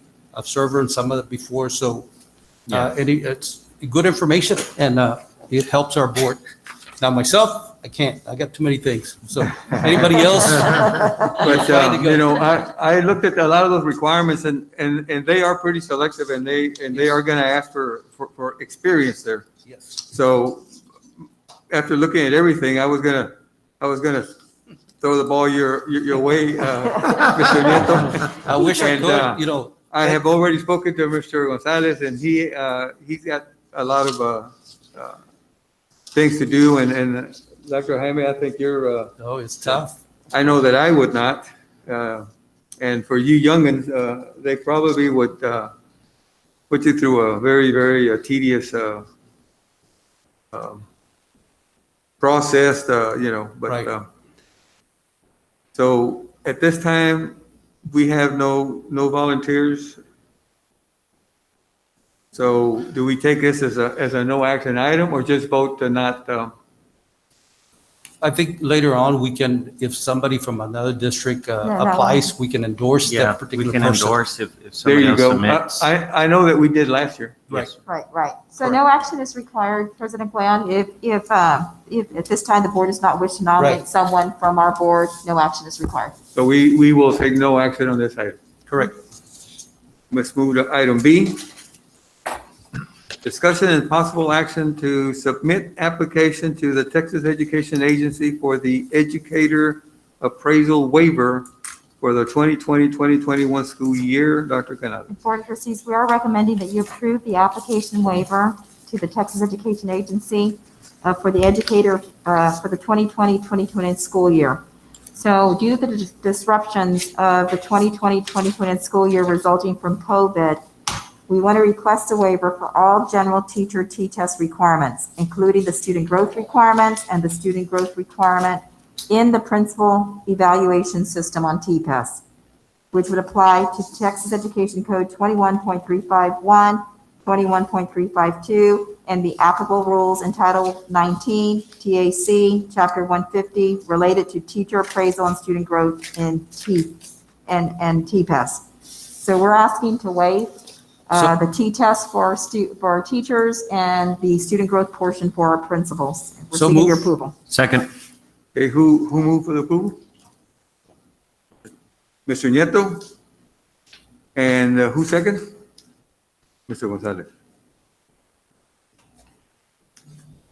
Okay, we have a motion by Mr. Nieto and a second by Mr. Gonzalez to submit the application to the Texas Education Agency for the education appraisal waiver for the 2020 and 2021 school year. Do we have any discussion?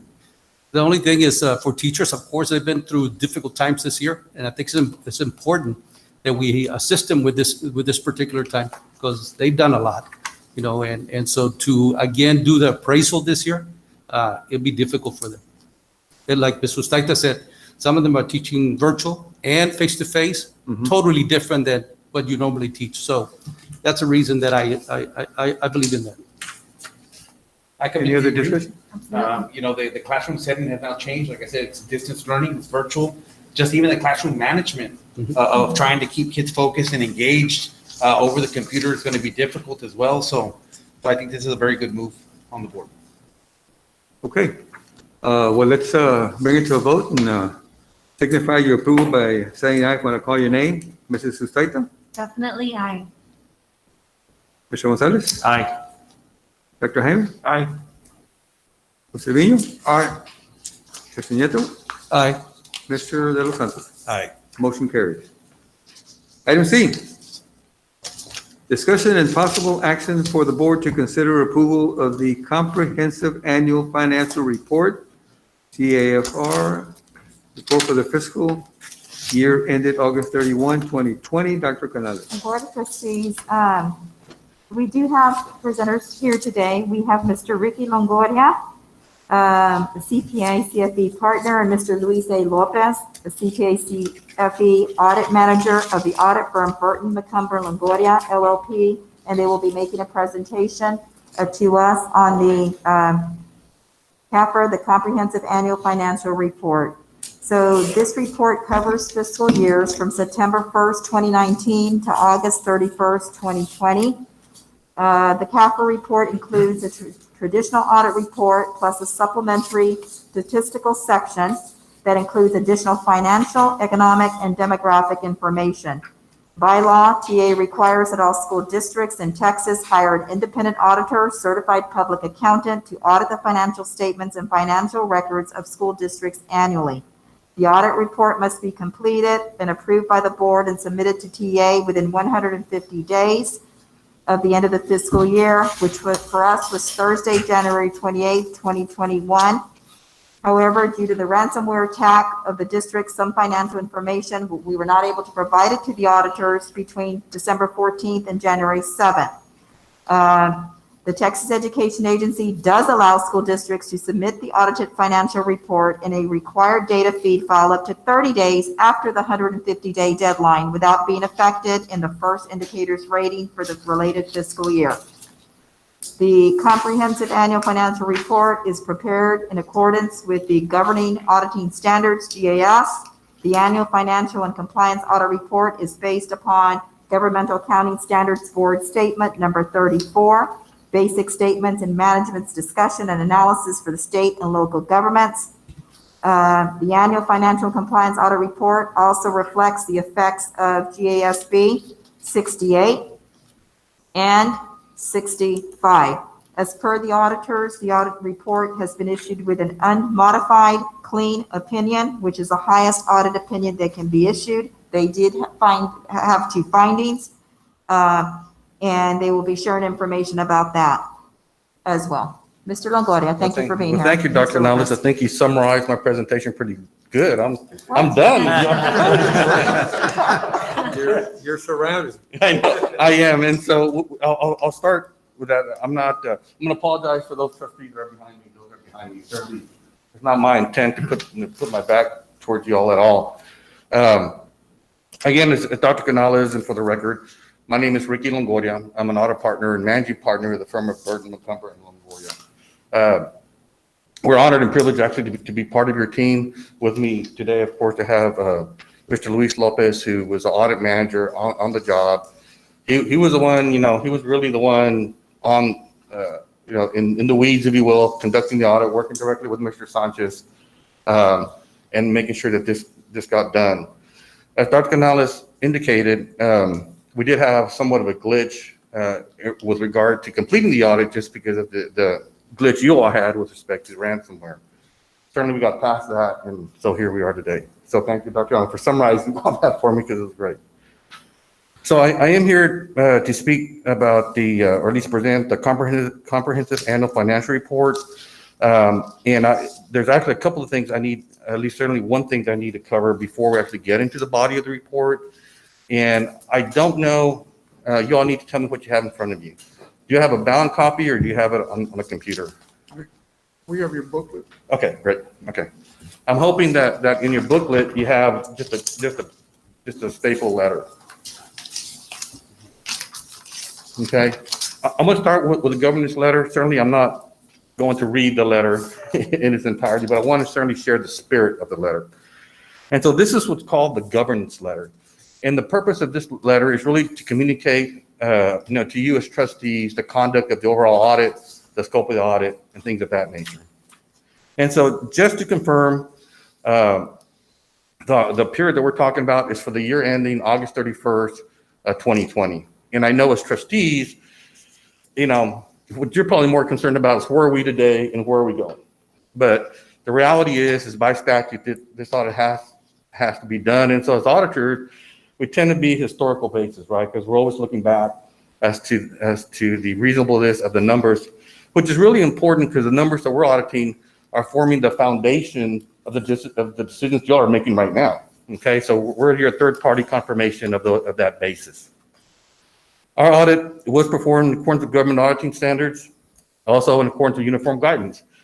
what that generally means is just acknowledging that because of the amount of federal funds that the district received during that particular year, which exceeded about $34 million, there are additional procedures over and above that a traditional audit or auditor would normally have to do. This was not a single audit, uniform guidance audit, or even a government auditing standards audit. So I just wanted to acknowledge that.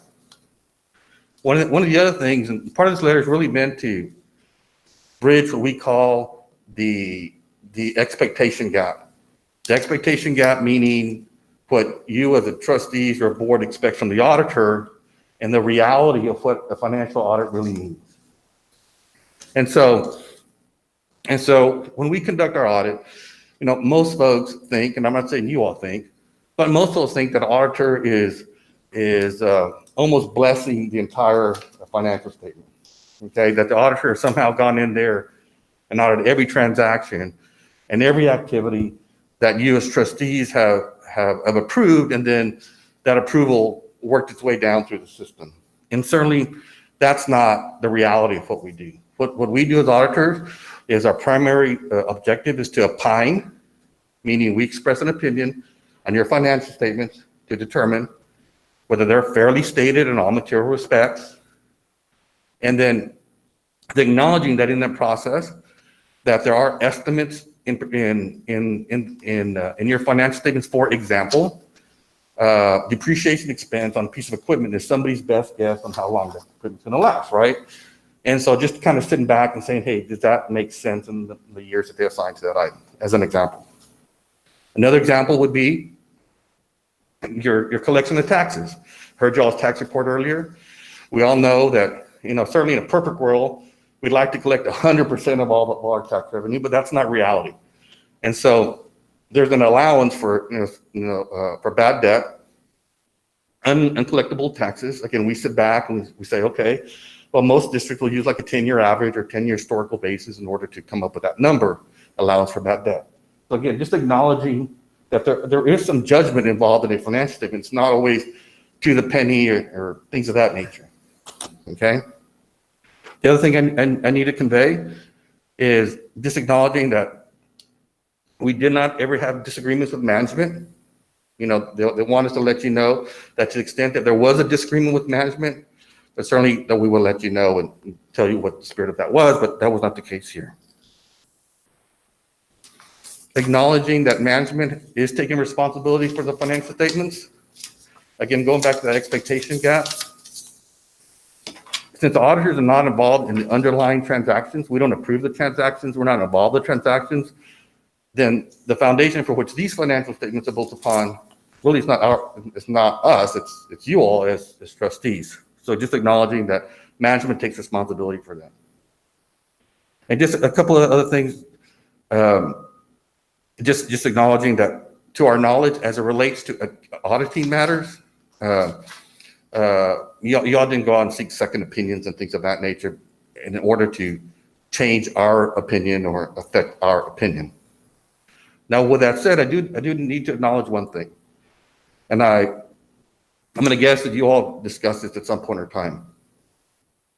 But during the audit process, it came to our attention that the board had voted to have a forensic audit done, which is totally fine. The board can choose to do whatever it wants. But it did affect our process because it came right in the middle of our audits. So, as any prudent and professional auditor would do, we reached out, we had a conversation with a couple of board members, we had a conversation with management, just to get an understanding as what was the driver behind that purpose. And as a result of that, we took that information, we tweaked our procedures, we did other things that maybe we normally wouldn't have, just to make sure that there wasn't anything out there that may affect our ultimate opinion. And so, for those that were present in the call, it may have seemed awkward, to say the least, but unfortunately, that's just the process of the audit. Not every conversation, it's just, I just wanted to, just acknowledge that. I know sometimes those conversations can be awkward, and certainly wasn't meant to be awkward. So with that said, I'm going to go ahead and move to the audit report unless somebody has a question at this point. Okay.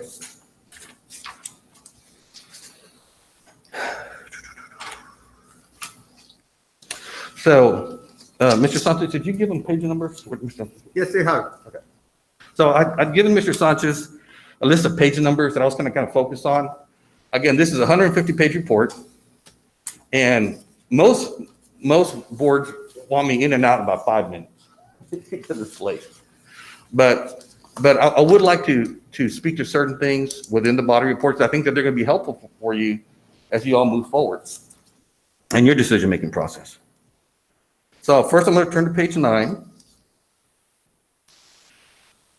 And you'll notice page 9 doesn't have any numbers on it. Okay. The reason I'm pointing to page 9 because I think boards, I think they all do a great job. I think you all do a great job in celebrating success within your district. Okay. And you'll see on page 9 what's called a Certificate of Achievement for Excellence Financial Reporting. And I just want to acknowledge the district and the finance department for actually being awarded this particular certificate. From an auditor's perspective, from an accountant's perspective, it's actually a big deal. I mean, it really, really is. And so appreciate the fact that your audit report achieved this award. I would ask you to congratulate at some point. I think I heard some things earlier mentioned maybe, but it takes a lot of hours to put this thing together in a manner that meets this high level of expectation. And so congratulations to Weslaco ISD for being awarded, actually for the first time, this particular Certificate of Achievement for Excellence Financial Reporting, because at the end of the day, it indicates that you all have a very comprehensive report and a very transparent report. Okay?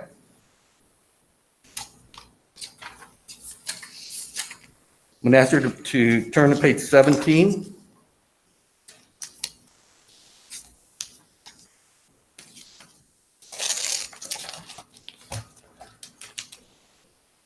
On page 17, this is actually our report to the board. And you'll notice that it's addressed to the board. I'm not going to go into and read every paragraph, but I just want to confirm to you and the public that may be watching that it is our opinion that the financial statements presented within this report are fairly stated in all material respects. And that's what's called an unmodified opinion. Most people refer to it as a clean opinion. And so congratulations to the district. Certainly, to my knowledge, over the past years, you have been consistent in getting an unmodified opinion. And so that's something I wanted to confirm to the board. Okay? Now, again, there's 150 plus pages here. And so when I make these presentations, I always try to make it from your perspective.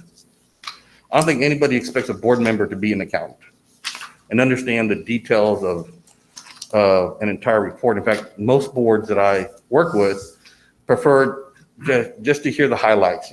Give me the things that's important for me to know. And so that's my objective here today. And so if you turn to page 33,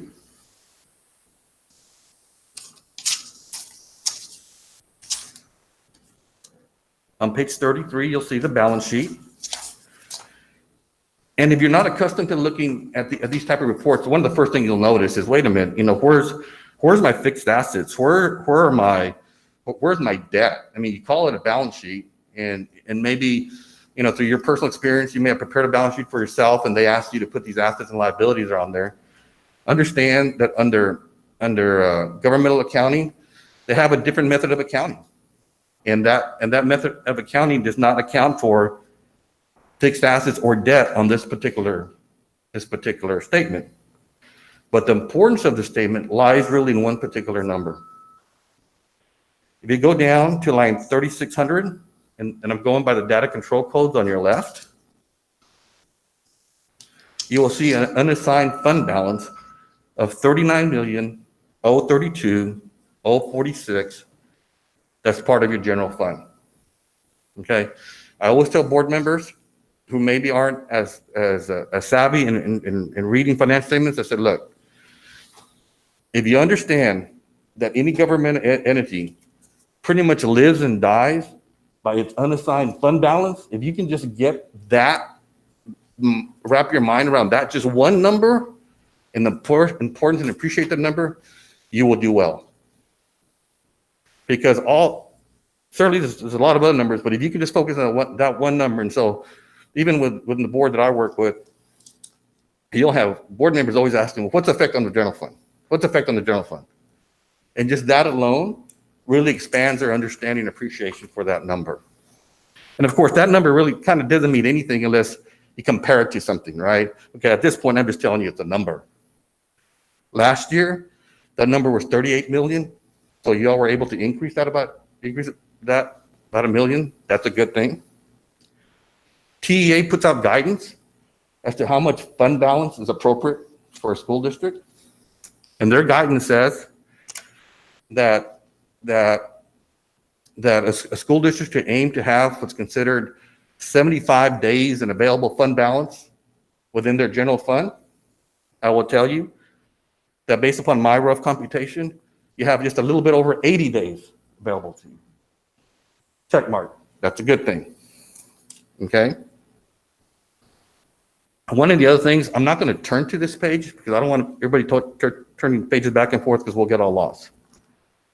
But there is some statistical information in the back of the report that if one day you want to sit there and look at it, it's really, really interesting. And one of the schedules that's back there is a 10-year history of what the unassigned balance has been for Weslaco ISD. Okay? And I will tell you that if you go back to those 10 years, the number of 39,032,046 is the highest level of fund balance that this district has had in 10 years. I think that's a good thing.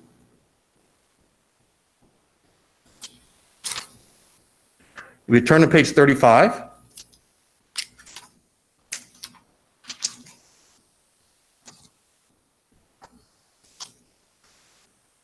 So 35 is your statement of revenues, expenditures, and changes in fund balance. You could almost equate that to an income statement where you've got your revenues and your expenses. And again, focusing on the general fund because it is important. You'll see total revenues of 175 million, acknowledging that 15% is really coming from your taxpayers. The remaining difference is coming from federal and state sources. And most board members say, well, give me the bottom line. How do we do that here? And so if you go down to page to data control 1200 on the left-hand side, you'll see net change in fund balance, and it is a negative, 406,126. It is a negative, meaning that at the end of the day, you transferred or spent more out of your general fund than you brought in. Now, everything's relative, right? Well, certainly a positive number is better than a negative number. I think we can all agree on that. But if your bullseye is to always have them the same, that should always be your objective, right? But reality tells you nobody ever hits it exactly. Some are going to be above, some are going to be below. In this case, you spent 464,126 more than you brought in. Again, everything's relative. 406 over $175 million worth of revenue that you managed. In my mind, you may have not hit the center bullseye. That bullseye is probably about this big. And I think y'all hit it for that year. Does that make sense?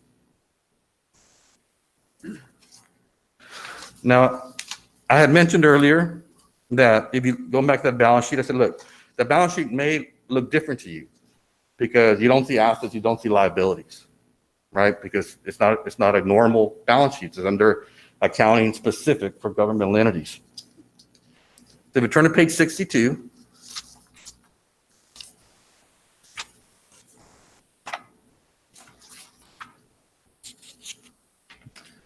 on page 62, note G. And I'm bringing this up because, okay, general fund is important. I just said that was number one. But it's also important to know how much you owe. And when I say how much you owe, I don't mean just your normal vendors. I'm talking about your debt. How much is your bonded debt? What are your borrowings today? And you know, are the amounts too high relative to our operation? Are they too low? Are there things that we could be doing and maximizing certain things by taking on more debt, improving classrooms, making repairs, whatever y'all need to do. So on page 62, note G, I just want to share with you, and you'll see various columns, and the total balance of total debt is $68,631,801. That is the total debt, meaning borrowings, that the district has. Okay. And in the year being audited, there was no new debt. In fact, the last time in this kind of debt, the last time that the district went out and procured more debt was actually in the year prior. So it wasn't the 19 year, it was 18 year. And if you go on that list by description, you'll see maintenance tax notes, Series 2018, public property finance contracts 2019. Again, those were not this year's, those were last year's. Okay? You get back to the question, well, how much is too much debt?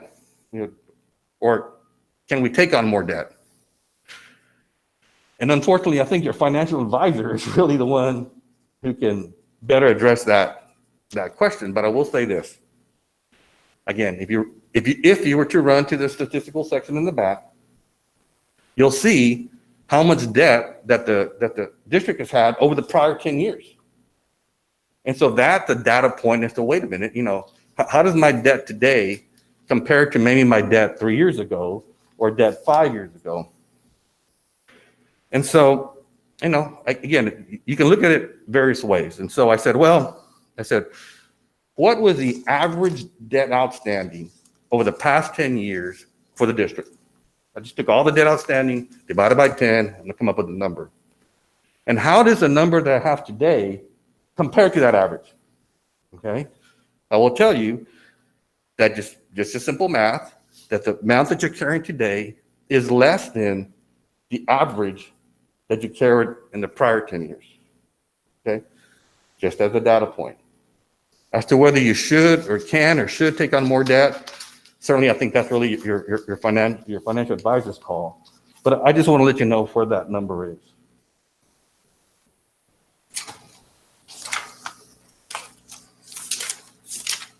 The other thing I wanted to share with you is on page 80 and 81. And please note that the footnotes, and obviously I'm not going through all the footnotes just because of time, but they are an integral part of this report. Okay, so at your leisure, because I know we don't have enough to read as board members, take some time to read those footnotes, because I think you'll find some good information for you in there. What I wanted to share with you on page 80 and 81 was just two things. One is, not even an audit report can escape COVID. And what I mean by that is that you'll see within the footnotes, we've had to disclose just the existence of COVID and the fact that, we don't know what the future holds, right? Certainly it looks better, it looks bright, relatively speaking. You think about where we were, March, April of last year. But I just want to acknowledge that you have a footnote with respect to COVID, as well as a footnote with respect to the cyber attack on the district, and the ultimate comment, meaning that the district believes that any negative effects of the attack were mitigated, and therefore does not believe that this attack will affect future operations. So that's all, just giving you a heads up that that's in there as well. Now you may ask, well, why? Your report is as of August 31st. Why are you talking about ransomware, so late? Well, we're opining on the August 31st numbers, but we do have a responsibility to disclose any major significant events that happen to the district after August 31st. That's just the professional standard.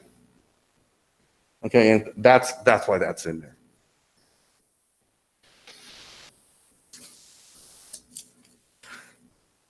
I haven't asked for questions, but I'm going to ask, does anybody have a question so far? Okay. I'm going to turn to page 108.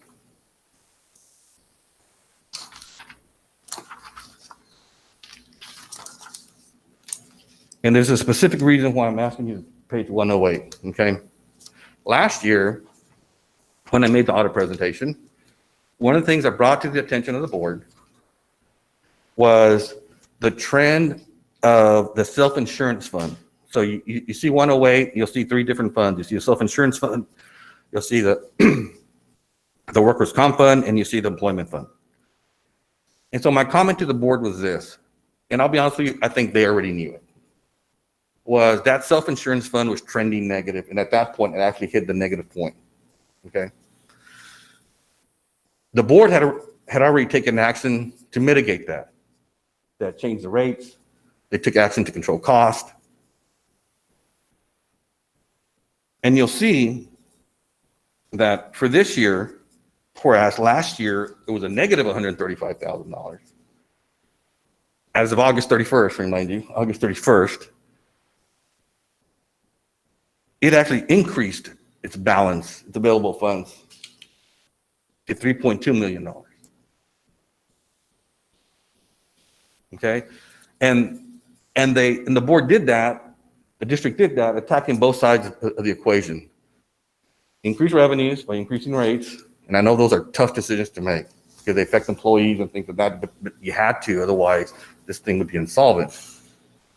And 2, the controlling the cost. I mean, cost last year were about $1.5 million or 2 more. And I say last year, again, think about the period I'm talking about 19, and now I'm talking about 20, August 31st. Were more in 19 than there were in 18. And so it was the effect of those, combination of those 2 things that really propped that balance up. Now, going forward, I can tell you at our district, because of COVID, because of the number of people getting sick, because of the number of people making claims, rightfully so, that's why they have insurance. That's one fund we're keeping our eye on, because it can go back to where it was really quick. And so I suspect you're probably doing the same, as evidenced by what I heard earlier.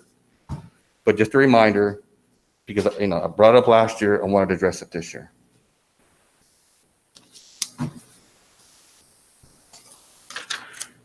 That's all I have with respect to the numbers themselves. Before we get into the 2 findings, I'm going to ask if y'all have any questions. Okay. I'm going to have Mr. Lopez speak to the findings. Good evening, trustees. If you could turn over to page 156 of the report. The first finding we had relates to the supplemental state allotments. These are your, as an example, special ed, dyslexia, comp ed, bilingual. TEA has these allotments that provides funding to school districts across the state.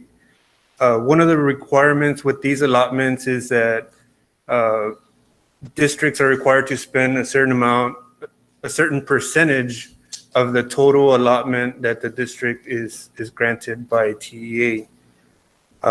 In testing for these compliance requirements, we noted compensatory education allotment was underspent by about $750,000. The early education allotment was underspent by about 1.4, almost 1.5 million, and the college career and military readiness allotment was underspent by about $200,000 for the year ended August 31st, 2020. Some of this may have been an effect of COVID and school closures and things of that nature, and we are seeing other districts that have had similar issues and not meeting those spending requirements for some of these allotments as well. I will note that the early education allotment and the CCMR allotment, these are new allotments in 2020 that districts didn't have these spending requirements in prior years. So I just wanted to make that note that these are new as well this year. From a TEA perspective, TEA kind of looks at a 3-year average on where you're at with these spending requirements. Certainly, they want to know if you're underspent for 1 year, they want to know that you're underspent, which is the reason for the finding itself. But from their perspective, what triggers for them to issue a letter to the district to provide a corrective action plan is the 3-year rolling average. And so what's important to note as trustees and the business office in budgeting is keeping an eye on these allotments the next 2 years, just to make sure that within that 3-year rolling average that you're still okay. So that's pretty much the comments I had for this finding, unless there are any questions. What was 757,674 is attached to what now? Compensatory education. Okay. Yes, sir. And then the so forth. Okay. Yes, sir. On page 157, this is where we have our second finding. This one relates to as Ricky mentioned when he started his presentation, because the district spends a certain amount of federal funds during the year, they meet a threshold that requires a single audit. And so this finding is related to our testing in the federal programs that got selected for testing this year. In this case, on the 21st Century Community Learning Centers, that's the federal program one of the federal programs that we audited. In this program, a big percentage of total expenditures is personnel, salaries, and those type of costs, right? So in our testing, we tested a sample of 40 payroll transactions. In that sample, we noted one instance where an employee was paid 8 hours more than the time they actually worked. And so their timesheet reflected a certain number of hours. Their actual pay reflected an additional 8 hours. In this case, this one transaction did occur during the time when the pandemic was starting and there were school closures. Not to say that's an excuse for it, but certainly that was one of the reasons that management provided as part of their response to that finding. I will note that in instances where you have, I don't want to say chaos, when you have major events like a pandemic happening where people might be having hardships, maybe a spouse of a school district employee lost a job, or maybe somebody got sick. These are the times where you want to make sure that the internal controls are at the highest level, because when people are presented with pressures in their personal lives, that's when they might be tempted to do something wrong. Not to say that this is the case from what we reviewed, it appeared to be an error. But this is the second finding that we had. Any questions on this finding? Thank you, Luis. And again, there is, within the audit report, there is management's response on how they plan to address the issue and resolve the issue and things of that nature. And that's also included on the district letterhead in the back. Now, there is one more letter, which is called a management letter. My intent wasn't really to go through it in detail. It's there. We will be glad to go over it in detail if you'd like. But I'll summarize for you that in addition to the findings, from time to time, we'll see other things that maybe aren't worthy of the level of the finding to include within the report, but certainly want to communicate it to you just so that you can kind of be aware of it. And so there's some in there. I don't know if any particular one speaks to you or resonates with you or at all. Number two, I'm looking at it right now, comments and recommendations. Well, actually both. But number two especially what caught my eye, and I said, it says here that you selected a sample of 40 non-payroll cash disbursements for testing and noted the correspondingly pay edit list with the document approval could not be provided for 11 of the transactions tested. Now it says here it's because these files could not be recovered because of the ransomware. Correct. But what exactly those 11 transactions that could not be recovered, these cash disbursements? You have a sample? I don't have the sample, but I guess as part of the internal control process in issuing out checks is once they go through the process right before they issue checks, they go through one final review where they print a list of checks, which the district refers to as the pay edit list. So they do one final review of that before they actually sign off and authorize the final approval to go ahead and process that check run, issue the checks. And so in this case, when we went back and tested our sample, because these files are scanned and they were on a computer that got affected by the ransomware, we just weren't able to verify that final review and approval had been done on those. We did perform alternative procedures to satisfy ourselves that they were okay. But I guess from this comment, the important part is being able to back up and maintain an audit trail to be able to verify that the controls occurred. Yeah, and just if you like the list, we can get you the list. Yeah, if you want to see this specifically, the amounts and Okay. maybe the vendors involved, we can certainly get that. You can share that. Okay, because I don't think, I was under the impression that everything was backed up and recovered except that maybe the employee portal pre-applicants, but everything else was backed up. The servers were backed up. This was on an individual workstation.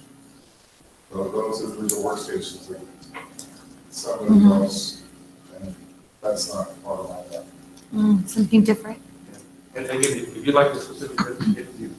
Yes. You know, this is a field, but I work in an office and I use QuickBooks every day in the accounting system. So I know that we have a daily backup every day that's, it backs up by itself automatically. So we don't have that in our district where we have an automatic online daily backup away from. On the individual. All our servers, but it's like the individual workstations in the offices. I don't back up everybody's computer. It's just the main system. yeah, so in this instance, if they haven't done it already, you would think that, well, don't put it on the individual computer, put it someplace on the server. You know, so you know it gets backed up. You got the solution. Yeah. We actually have it online hosted. So this information, the clarification, was backed up on somebody's computer and not the server. Now it's connected to the server. Now it's connected to the server. But, so what you're saying is save your files to the server because they're just backed up. Right. But this, Which whoever's is what we computer do, yeah. did Save not, to the they saved server. it on, right, didn't save it to the server. If there are no other questions, I just have a couple of final comments, if I may. One is, thank you for allowing us to be here today. You can just imagine every presentation I've actually done since COVID has been, via Zoom or Google Meets or Hangouts or whatever. And I tell folks, it's just my thinking, I guess. I tell folks, if you think an audit presentation is boring face-to-face, on Zoom, it gets absolutely worse. Okay, it is a bitch. I mean, it's just not getting any better. So I appreciate your time and attention today. I talked about historians. We're historians. But I think it's important to make a couple of comments, certainly one comment going forward. And I know certainly at our district, and I got to believe in y'all's districts too, is what is the future of funding for schools, right?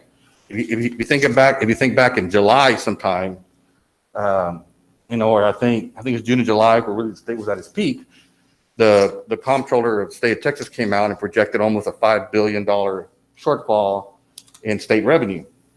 okay? And I know even our district is trying to grapple with, okay, well, how do we plan for this legislative session that's coming up? Because you would think that, again, you got to put your mindset at that time, think about, well, you know, we need to be prepared. You know, despite the recent increase, when I say recent, a year ago, HB3 came out, increased school funding. Whether the state was going to do something, that was now going to affect school funding to the negative. Well, a couple of weeks ago, and administration may have shared this with you already, so this may be old news to you all. But the comptroller did come out and say, look, I now have a revised estimated revenues for this budget session. Obviously, they're in session now. And so the shortfall as we sit here today would only be about $1 billion. Now, who am I to tell you that $1 billion is not a big number? I mean, $1 billion is $1 billion. But as a school board member, I like hearing $1 billion more than I like hearing $5 billion. And so I'm hopeful, just like hopefully you all are, that the public education does not incur cuts. But since you never know, you just need to continue to be prudent. Be prudent in how you manage yourselves. Again, I talked about your fund balance. I talked about your debt levels. You know, trying to manage revenue and expenses, and you're having to do it. And this is not an overused term in unprecedented times, right? And so with that said, thank you for allowing us to be of service to the district. I hope you find value in our service and the way we approach things. We try to be a little bit forward thinking. We're a little unique. I'm a colleague of yours. I can appreciate what y'all are trying to do for all the same reasons y'all are trying to do it.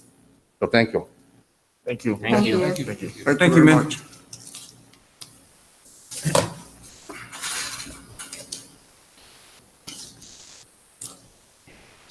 Thank you. Thank you.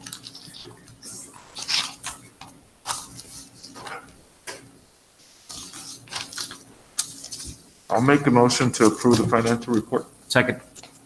Okay, I have a motion by Dr. Rodriguez and a second by Mr. Gonzalez. Andrew?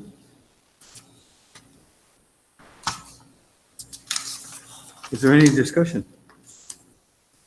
Couple of comments here. I think it was a comprehensive report, clean bill of state for Mr. Sanchez and of course his team.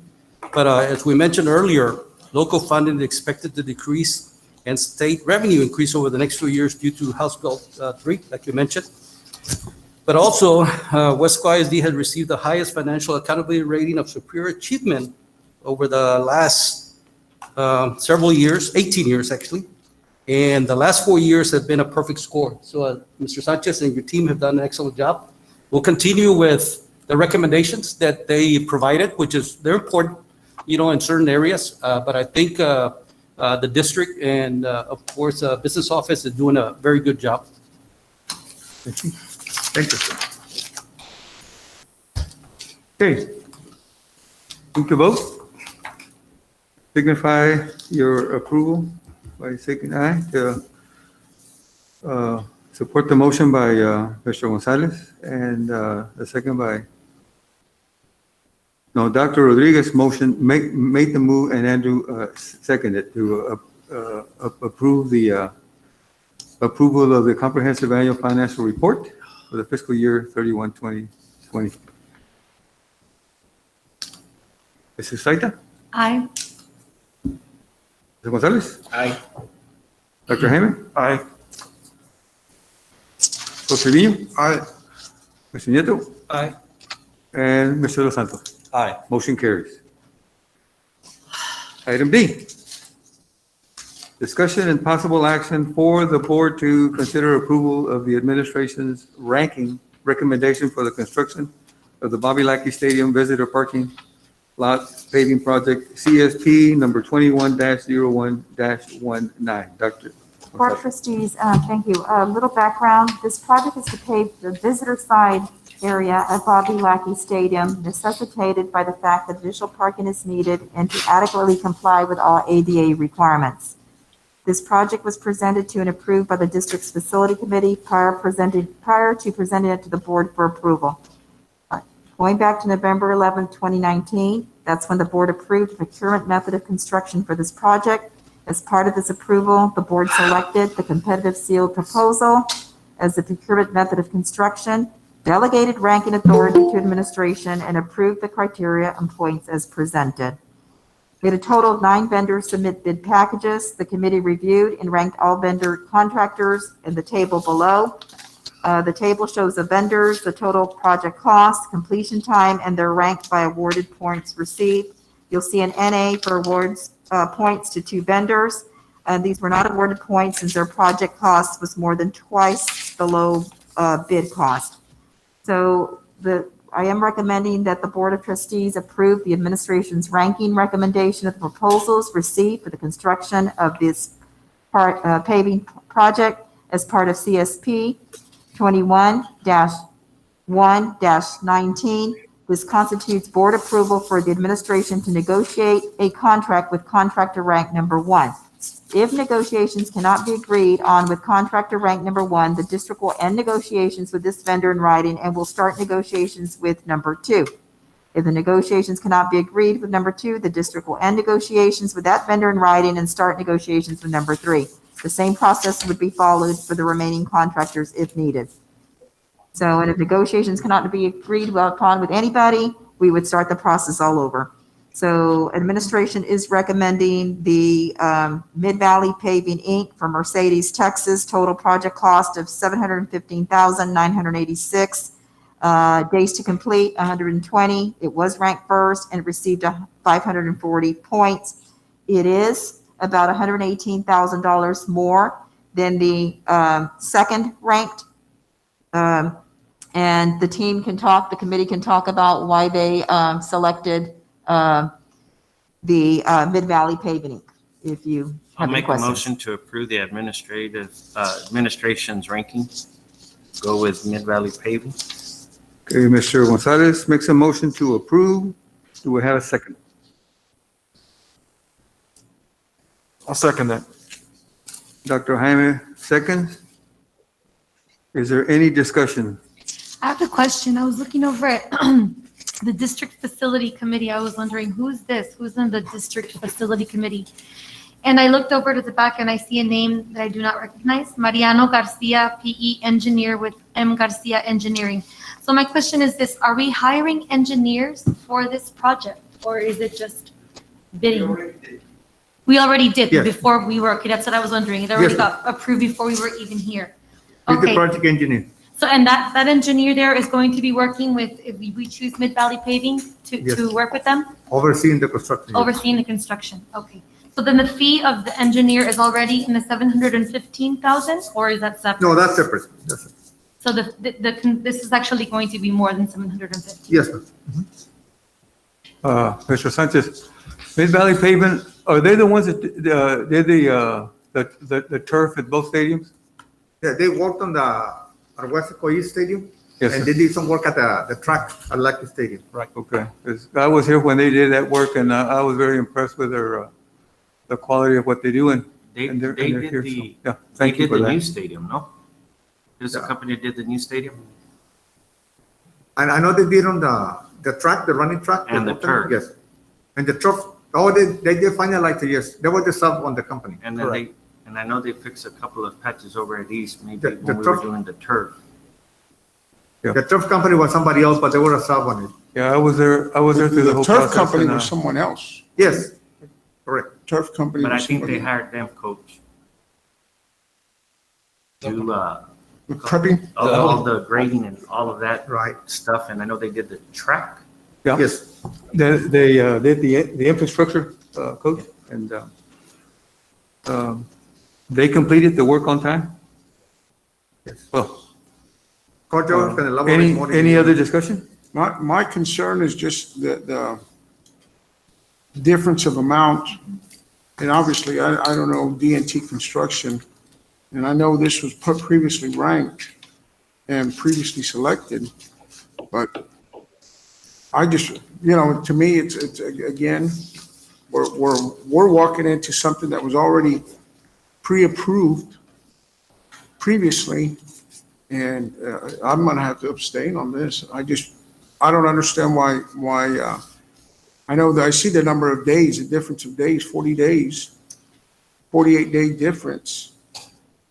And I know that that can, you know, I can go back and forth on the days there, but I just, if we're gonna be presented with something here like this, you know, I know like Jackie asked you, Mr. Andres, there's additional cost involved here. And I'd like to have all that information present before I make decisions like this.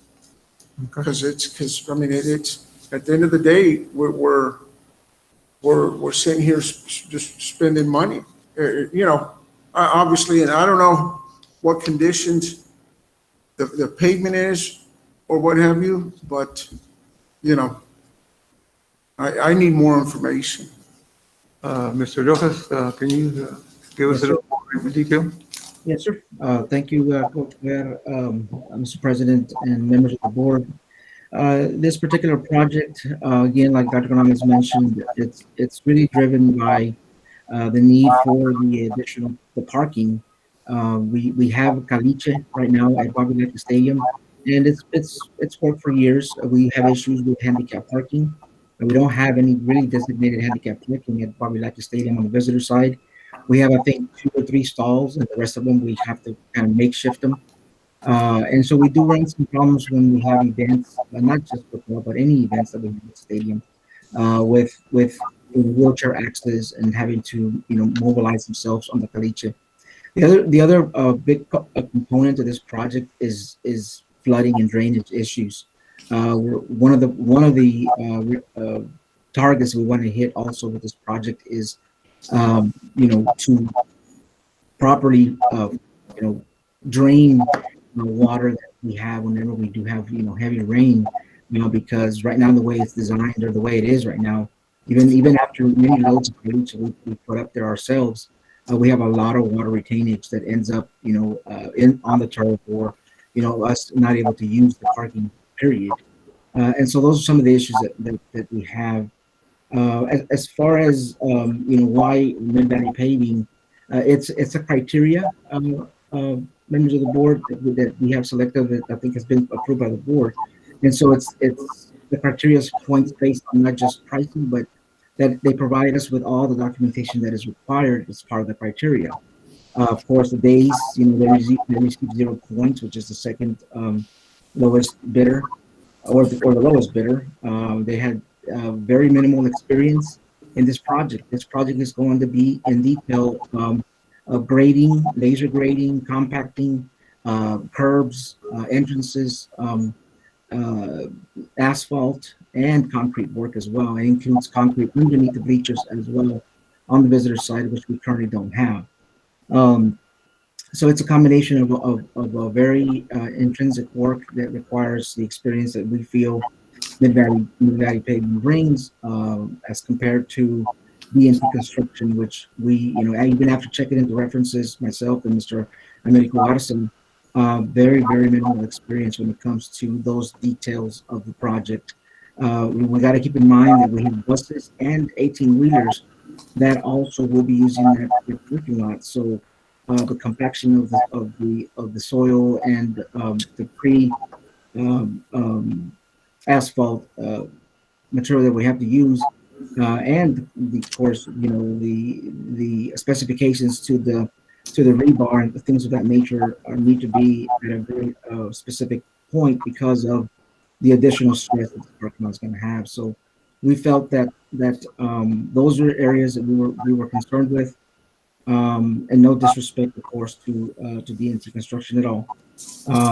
Also, we felt that the price range of 700,000 was more along the lines of where the competitive bids were, you know, and 597,000 was very low for a project of this magnitude. And so, you know, just things of that nature were what we as a committee felt we were concerned about. Of course, the longer days of 168 days for completion, that also hurt them in the criteria. They also received 0 points on their safety record. so things of that nature were how the numbers ended up the way they were at the end of the day for the ranking of these projects or of this project. My greatest concern is the quality of what we're going to get. Yes, yes, Coach Boyd, and that's a good point, sir. And like I were mentioning earlier, Mid Valley Paving is very well known for this is their forte, which is the grading, the parking lots, asphalt, cement work. They did perform the work at Bobby Lackey Stadium. They did perform the work at Weslaco East as a subcontractor for field turf, and then also perform the work for the track renovations at Weslaco East High School as well. Previously, they performed some of the asphalt work repairs to the tennis courts at both high schools as well. So we know that the type of work that they do, and they're very timely, which is also something that I worry about. August 3rd is our first football practice come fall. So we really need to be very cognizant of time. And so I know, obviously, a parking lot, you need light pole bases, you need to light it up. Does this include light pole bases for the parking lot, or is that something we're going to have to add on later on and have another engineer do the structural for that and geotechnical, or is it already included into here? I believe that medical, is that included? I have a medical in the office.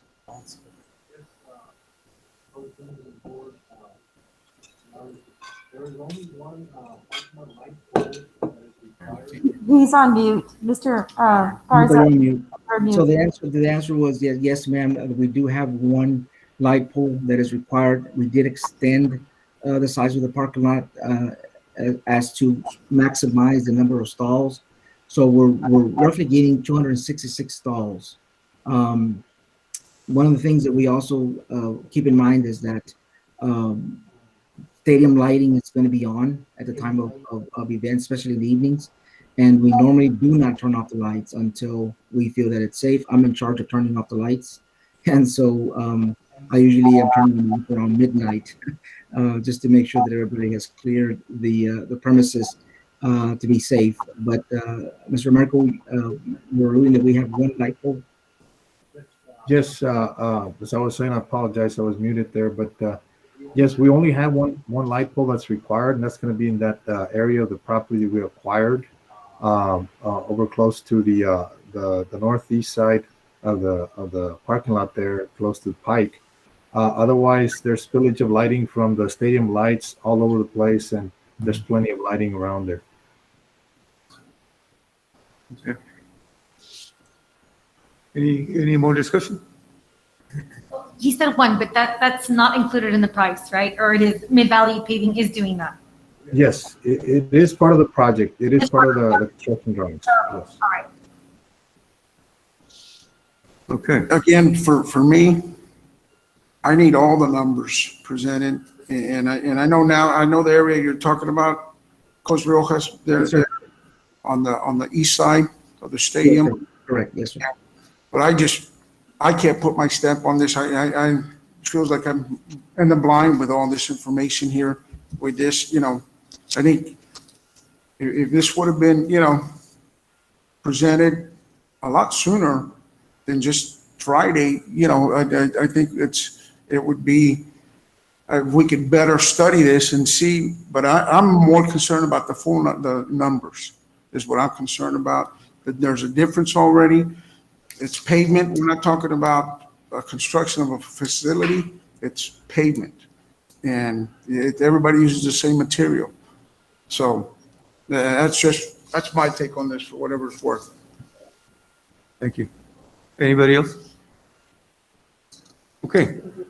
We have a motion by Mr. Gonzalez and a second by Dr. Rodriguez for the board to consider the approval of the administration's ranking recommendation for construction. Let's take it to vote. Signify your approval by saying aye or no if you do not. Mrs. Susaita? I'm going to abstain from this one just because the family business has to do with drilling, so I'd rather just abstain. Okay, Mr. Gonzalez? Aye. Dr. Rodriguez? Aye. Coach Trevino, are you going to abstain? Yes, sir. Mr. Nieto? Aye. And Mr. Los Santos? Aye. Motion carries. Next item, E, discussion and possible action for the board to consider approval of the final completion of the HVAC upgrades project at Rodolfo Rudy Silva Elementary, Justice Raul Gonzalez Elementary, and Joe Calvillo Kate Complex, CSP number 18-04-26, as follows. 1, final completion of the project, and 2, change order number 3 for weather days. Dr. And Canales. Board of Trustees, this goes back to February 13th, 2017, when the HVAC system upgrades district-wide as part of the priority facilities project for the district was approved. The HVAC upgrades projects for these 3 campuses is one of the projects under the approved priority facilities projects named HVAC system upgrades. So the original systems dated back to 2002 and were in need of replacement. That's why we replaced them, and the facilities committee and others recommended the replacement. So today we're seeking your approval following for the HVAC upgrades projects at the 3 campuses mentioned. First, the final completion of the project, and second, change order number 3 for additional contract days due to bad weather, and that was a total of 8 days of bad weather days from June 18th to 25th, 2018. So, I move to approve. Second. Who moved? Mr. Gonzalez? Yes. And Mr. Nieto? Yes. Second. Okay, we have a motion by Mr. Gonzalez, second by Mr. Nieto, to consider approval of the final completion of the HVAC upgrades project at Rudy Silva Elementary, Raul Justice Gonzalez Elementary, Mr. Calvillo Kate Complex, CSP number 18-04-26, for the final completion of the project and the change order for weather days. Any discussion? Are we happy with the outcome? Mr. Garza, Americo? Absolutely, yes, ma'am. Yeah, we're happy with the outcome. We finally got everything squared away as far as dehumidification, which was the primary cause of the delay in trying to close out the project, but everything's ready. Okay. Okay. What was the total for those 8 days, the change order? Was that the 1 million for 8 days? Or what are the? Well, no, if I may, Ms. Staita, the 8 days is only for delays. There's no change orders to, as far as monetary change orders. This is only a change order for days extension to the contract. Oh, okay. Right. Okay. Let's take it to vote for approval. Signify your approval by saying aye. Mrs. Sustaita? Aye. Mr. Gonzalez? Aye. Dr. Jaime? Aye. Coach Trevino? Aye. Mr. Nieto? Aye. And Mr. Los Santos? Aye. Motion carries. Item F, discussion and possible action for the board to approve PBK Architects to develop the specifications and construction documents, as well as oversee the construction of the security access control systems project at all middle schools. Dr. Canales. Board of Trustees, all our elementary schools have electronic access now, and that is where you walk up to the front door, the people in the main office can see your face. There's a voice intercom prior to letting you into the building. That was part of phase 1 of our district's commitment to increase safety and security across the district. So this would be phase 2. And the scope of work includes installing door strikers and card readers on entrance and exit doors at each campus. And this time, phase 2 is the middle schools. We do have a TA grant for safety and security that we were awarded last year in the amount of $280,000 for supplementing what the district would have to put in for this project. The total cost of the project, we're expecting between $400,000 and $450,000. You do need an engineer or somebody with expertise in the area of safety and security for the electronic access doors. PBK does have somebody that they work with that can provide that service. So we're asking for your consideration, Board of Trustees, of the approval to hire PBK architects to develop the specs and the construction documents, as well as oversee the construction of the security access control system project at our 4 middle schools. That's the ask. So moved. Mr. Gonzalez? Yes. Move to approve and a second. No. Second. Mr. Nieto.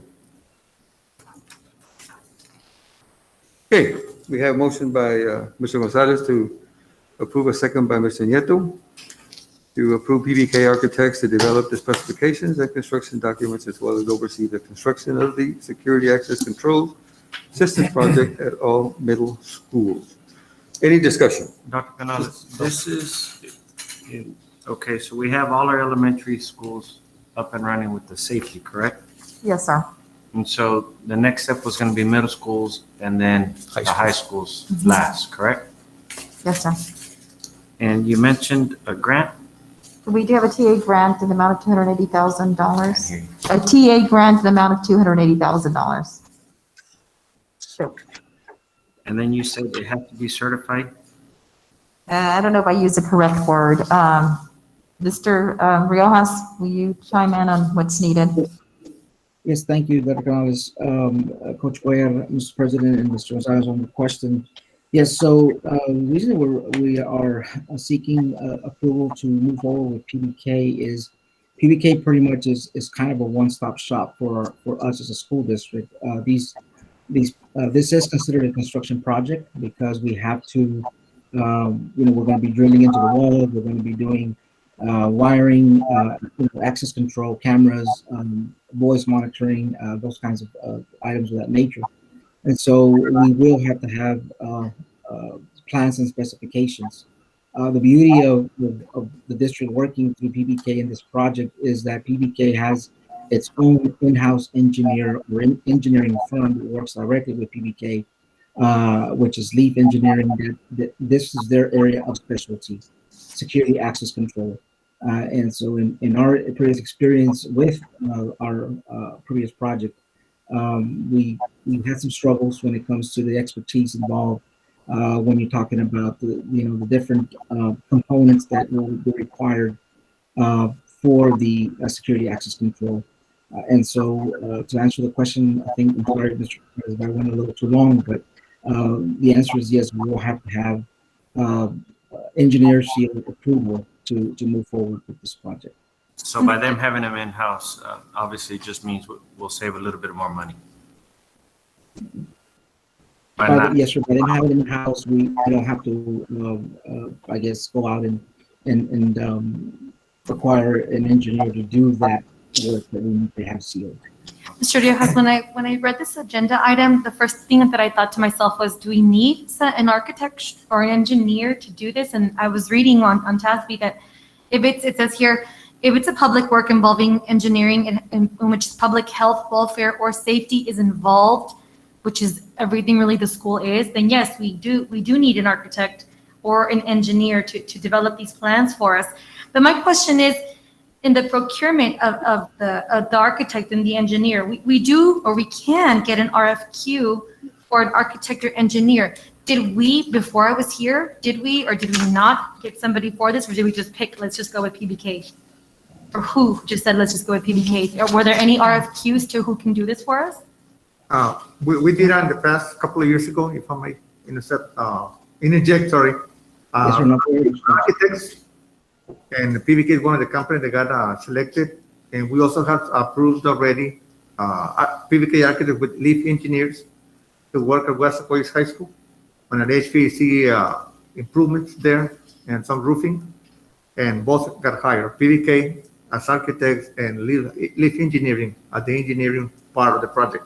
And they are the same one that we have here because we have experience with them. That's why we're recommending them. Right, but this is a different project than years ago. So every project you give a chance to somebody, anybody else, to open it up and say, who would like to, bid on this or give us your qualifications? And we didn't do that with this project. No, we didn't do that. No, we didn't. And that's where I don't agree, because I think we need to open it up to yes, they've done a great job, but still have other people. So, but we just went straight to, let's go with PBK. Yes, that is correct. And one of the things in the next agenda, we are explaining more. The grant that we have with TA was initially approved only through May 31, 2021. So we were running out of time. So we figured if we go this way, we're familiar with them, we can have this approved, we can finish the project before or right about the May 31 deadline that we have on the grant. Yesterday, we got notified by TA that the grant got extended one more year, so we can go. Would you like to do a qualifications for engineers on this? And yeah, we can do that. Okay.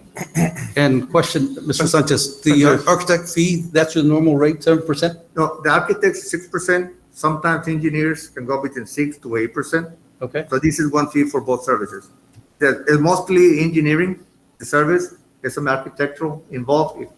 Correct me if I'm wrong, Americo, but there's mostly engineering because of the design of the access control system. I had a question. The access control system, but that's what you see at the front door. That's like I'm gonna ask this to Mr. Riojas. That's like a maglock system, right? Yes. It's a magnet-based lock system with cameras, touch keypad, etc. And then it has like control panels that are set up, and then also access within the front office, like you said, so they can review. Correct. Do you know what the average unit cost is like that per door? And I know that in the report, you also stated that you want to do card readers. So there's four middle schools.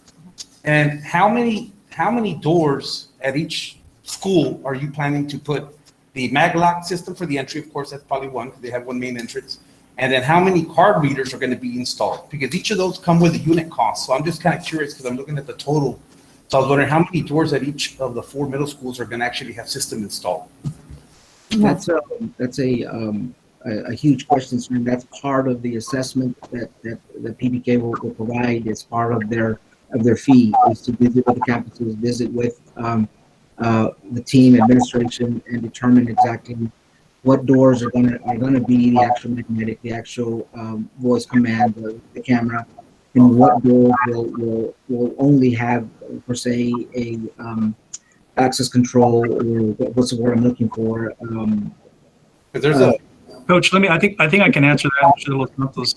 We initially did a walkthrough before COVID or during all the COVID bridges, and we're looking at approximately 10 to 12 doors per middle school that will have an actual card reader. That's inclusive of the main door at the front that has the A-phone system that can communicate with the front office. So not only is it the reader, but it's also retrofitting the hardware to allow the mechanism to actually open. So it's not a magnet-based lock, it's the actual locking mechanism of the door.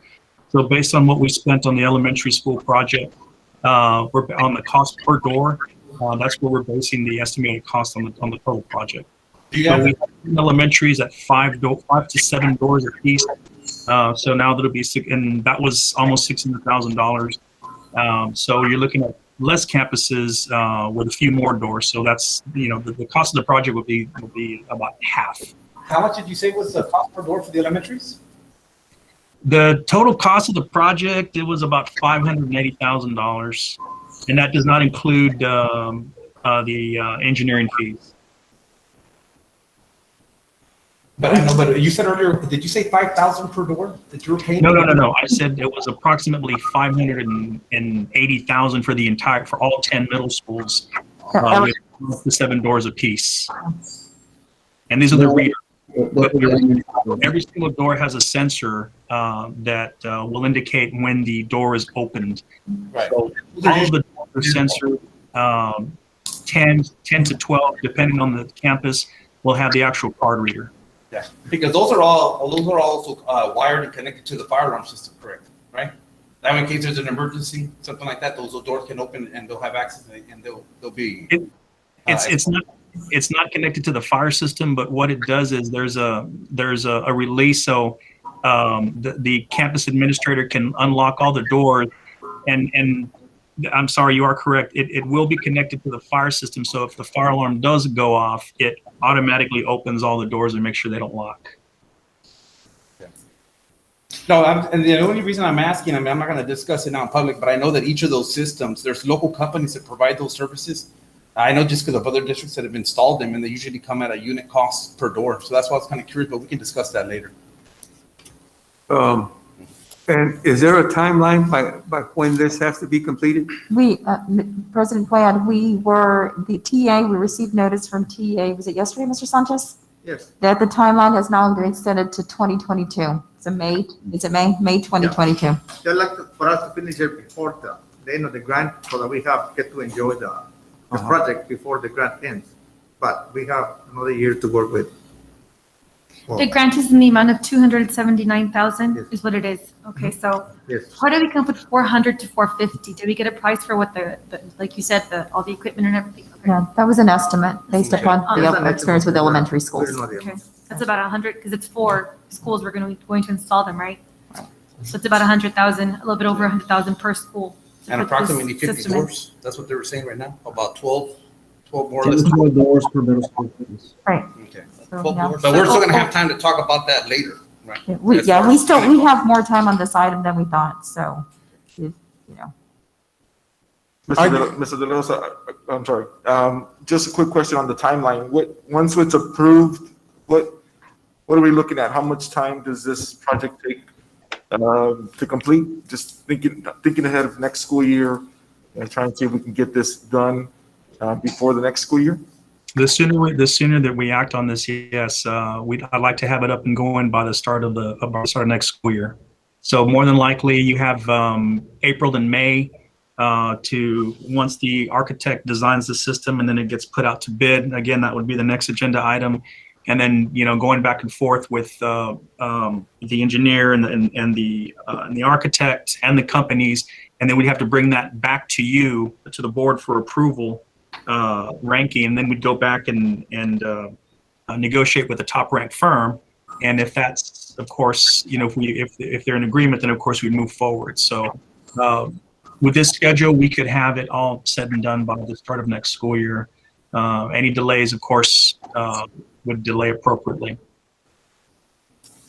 Yes, sir. So to answer the question also, the next agenda item has a schedule of with the estimated substantial completion of the project, which would be end of May.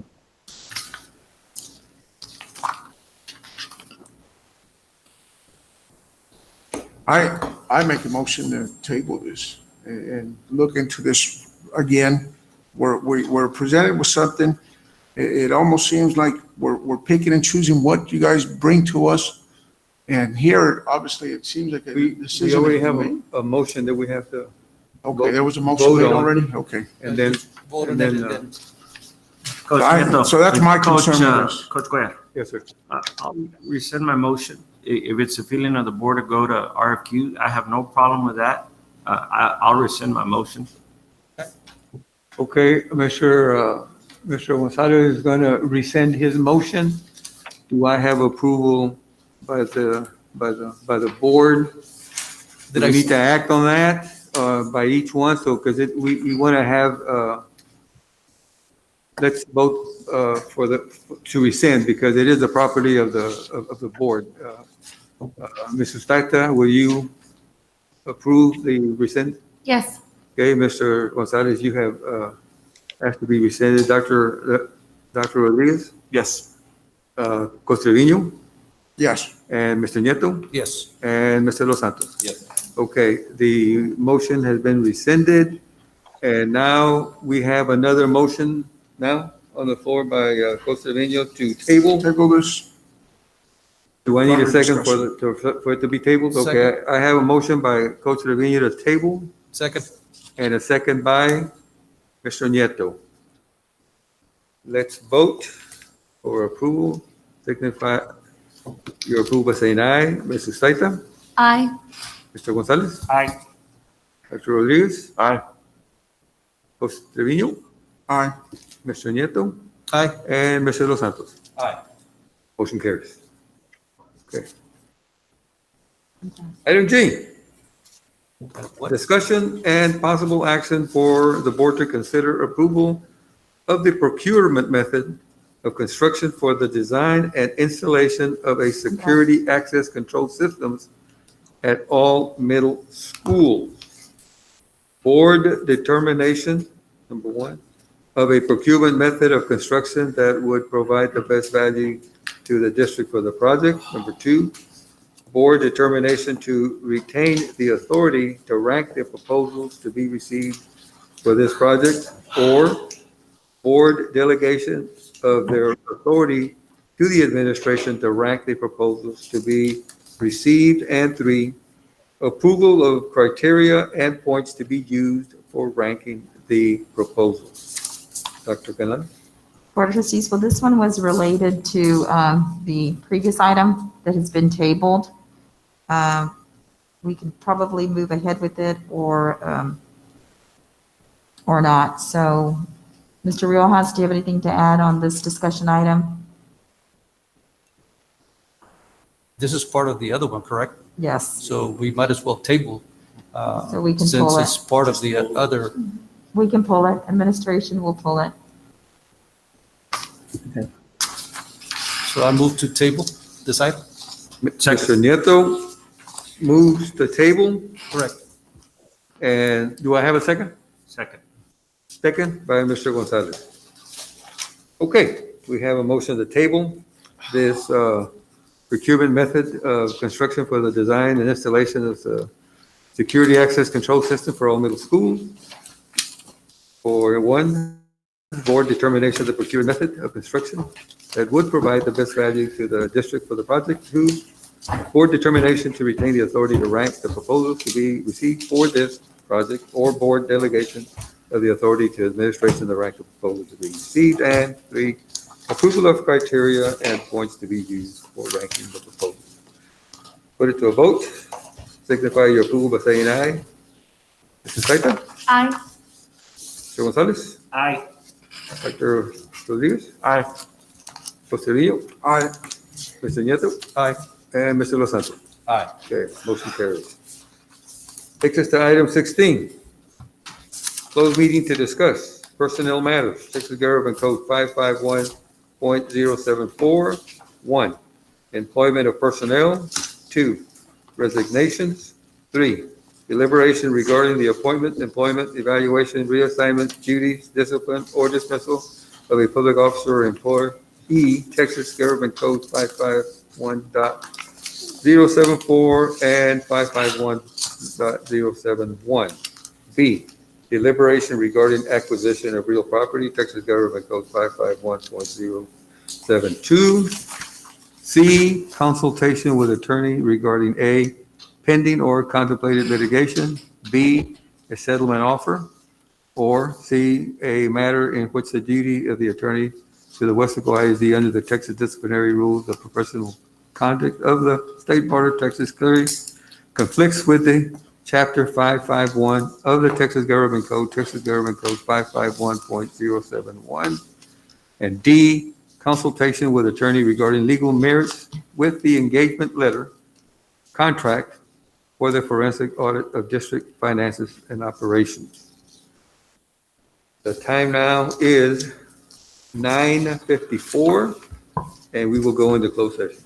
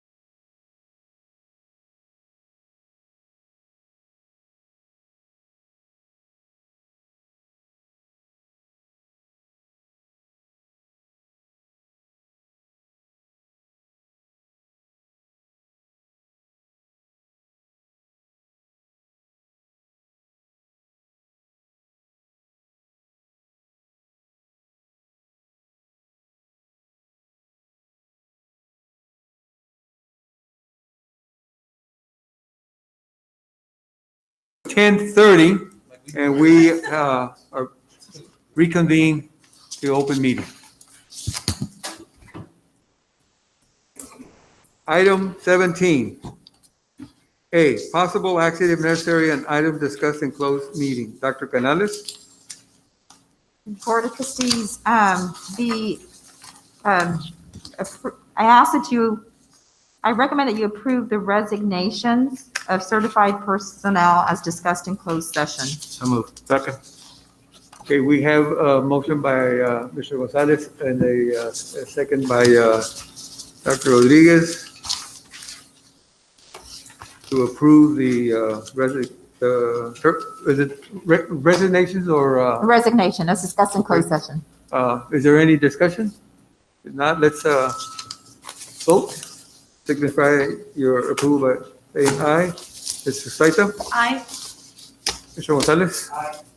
Dr. Rodriguez? Aye. Jose Trevino? Aye.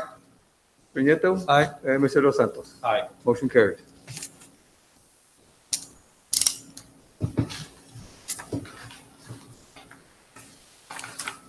Any other items of discussion? No, item B was a no action item. Item C, no action, and item D is also no action. Okay. So, item 18, adjournment. We have motion to adjourn. This meeting is adjourned at 10:32.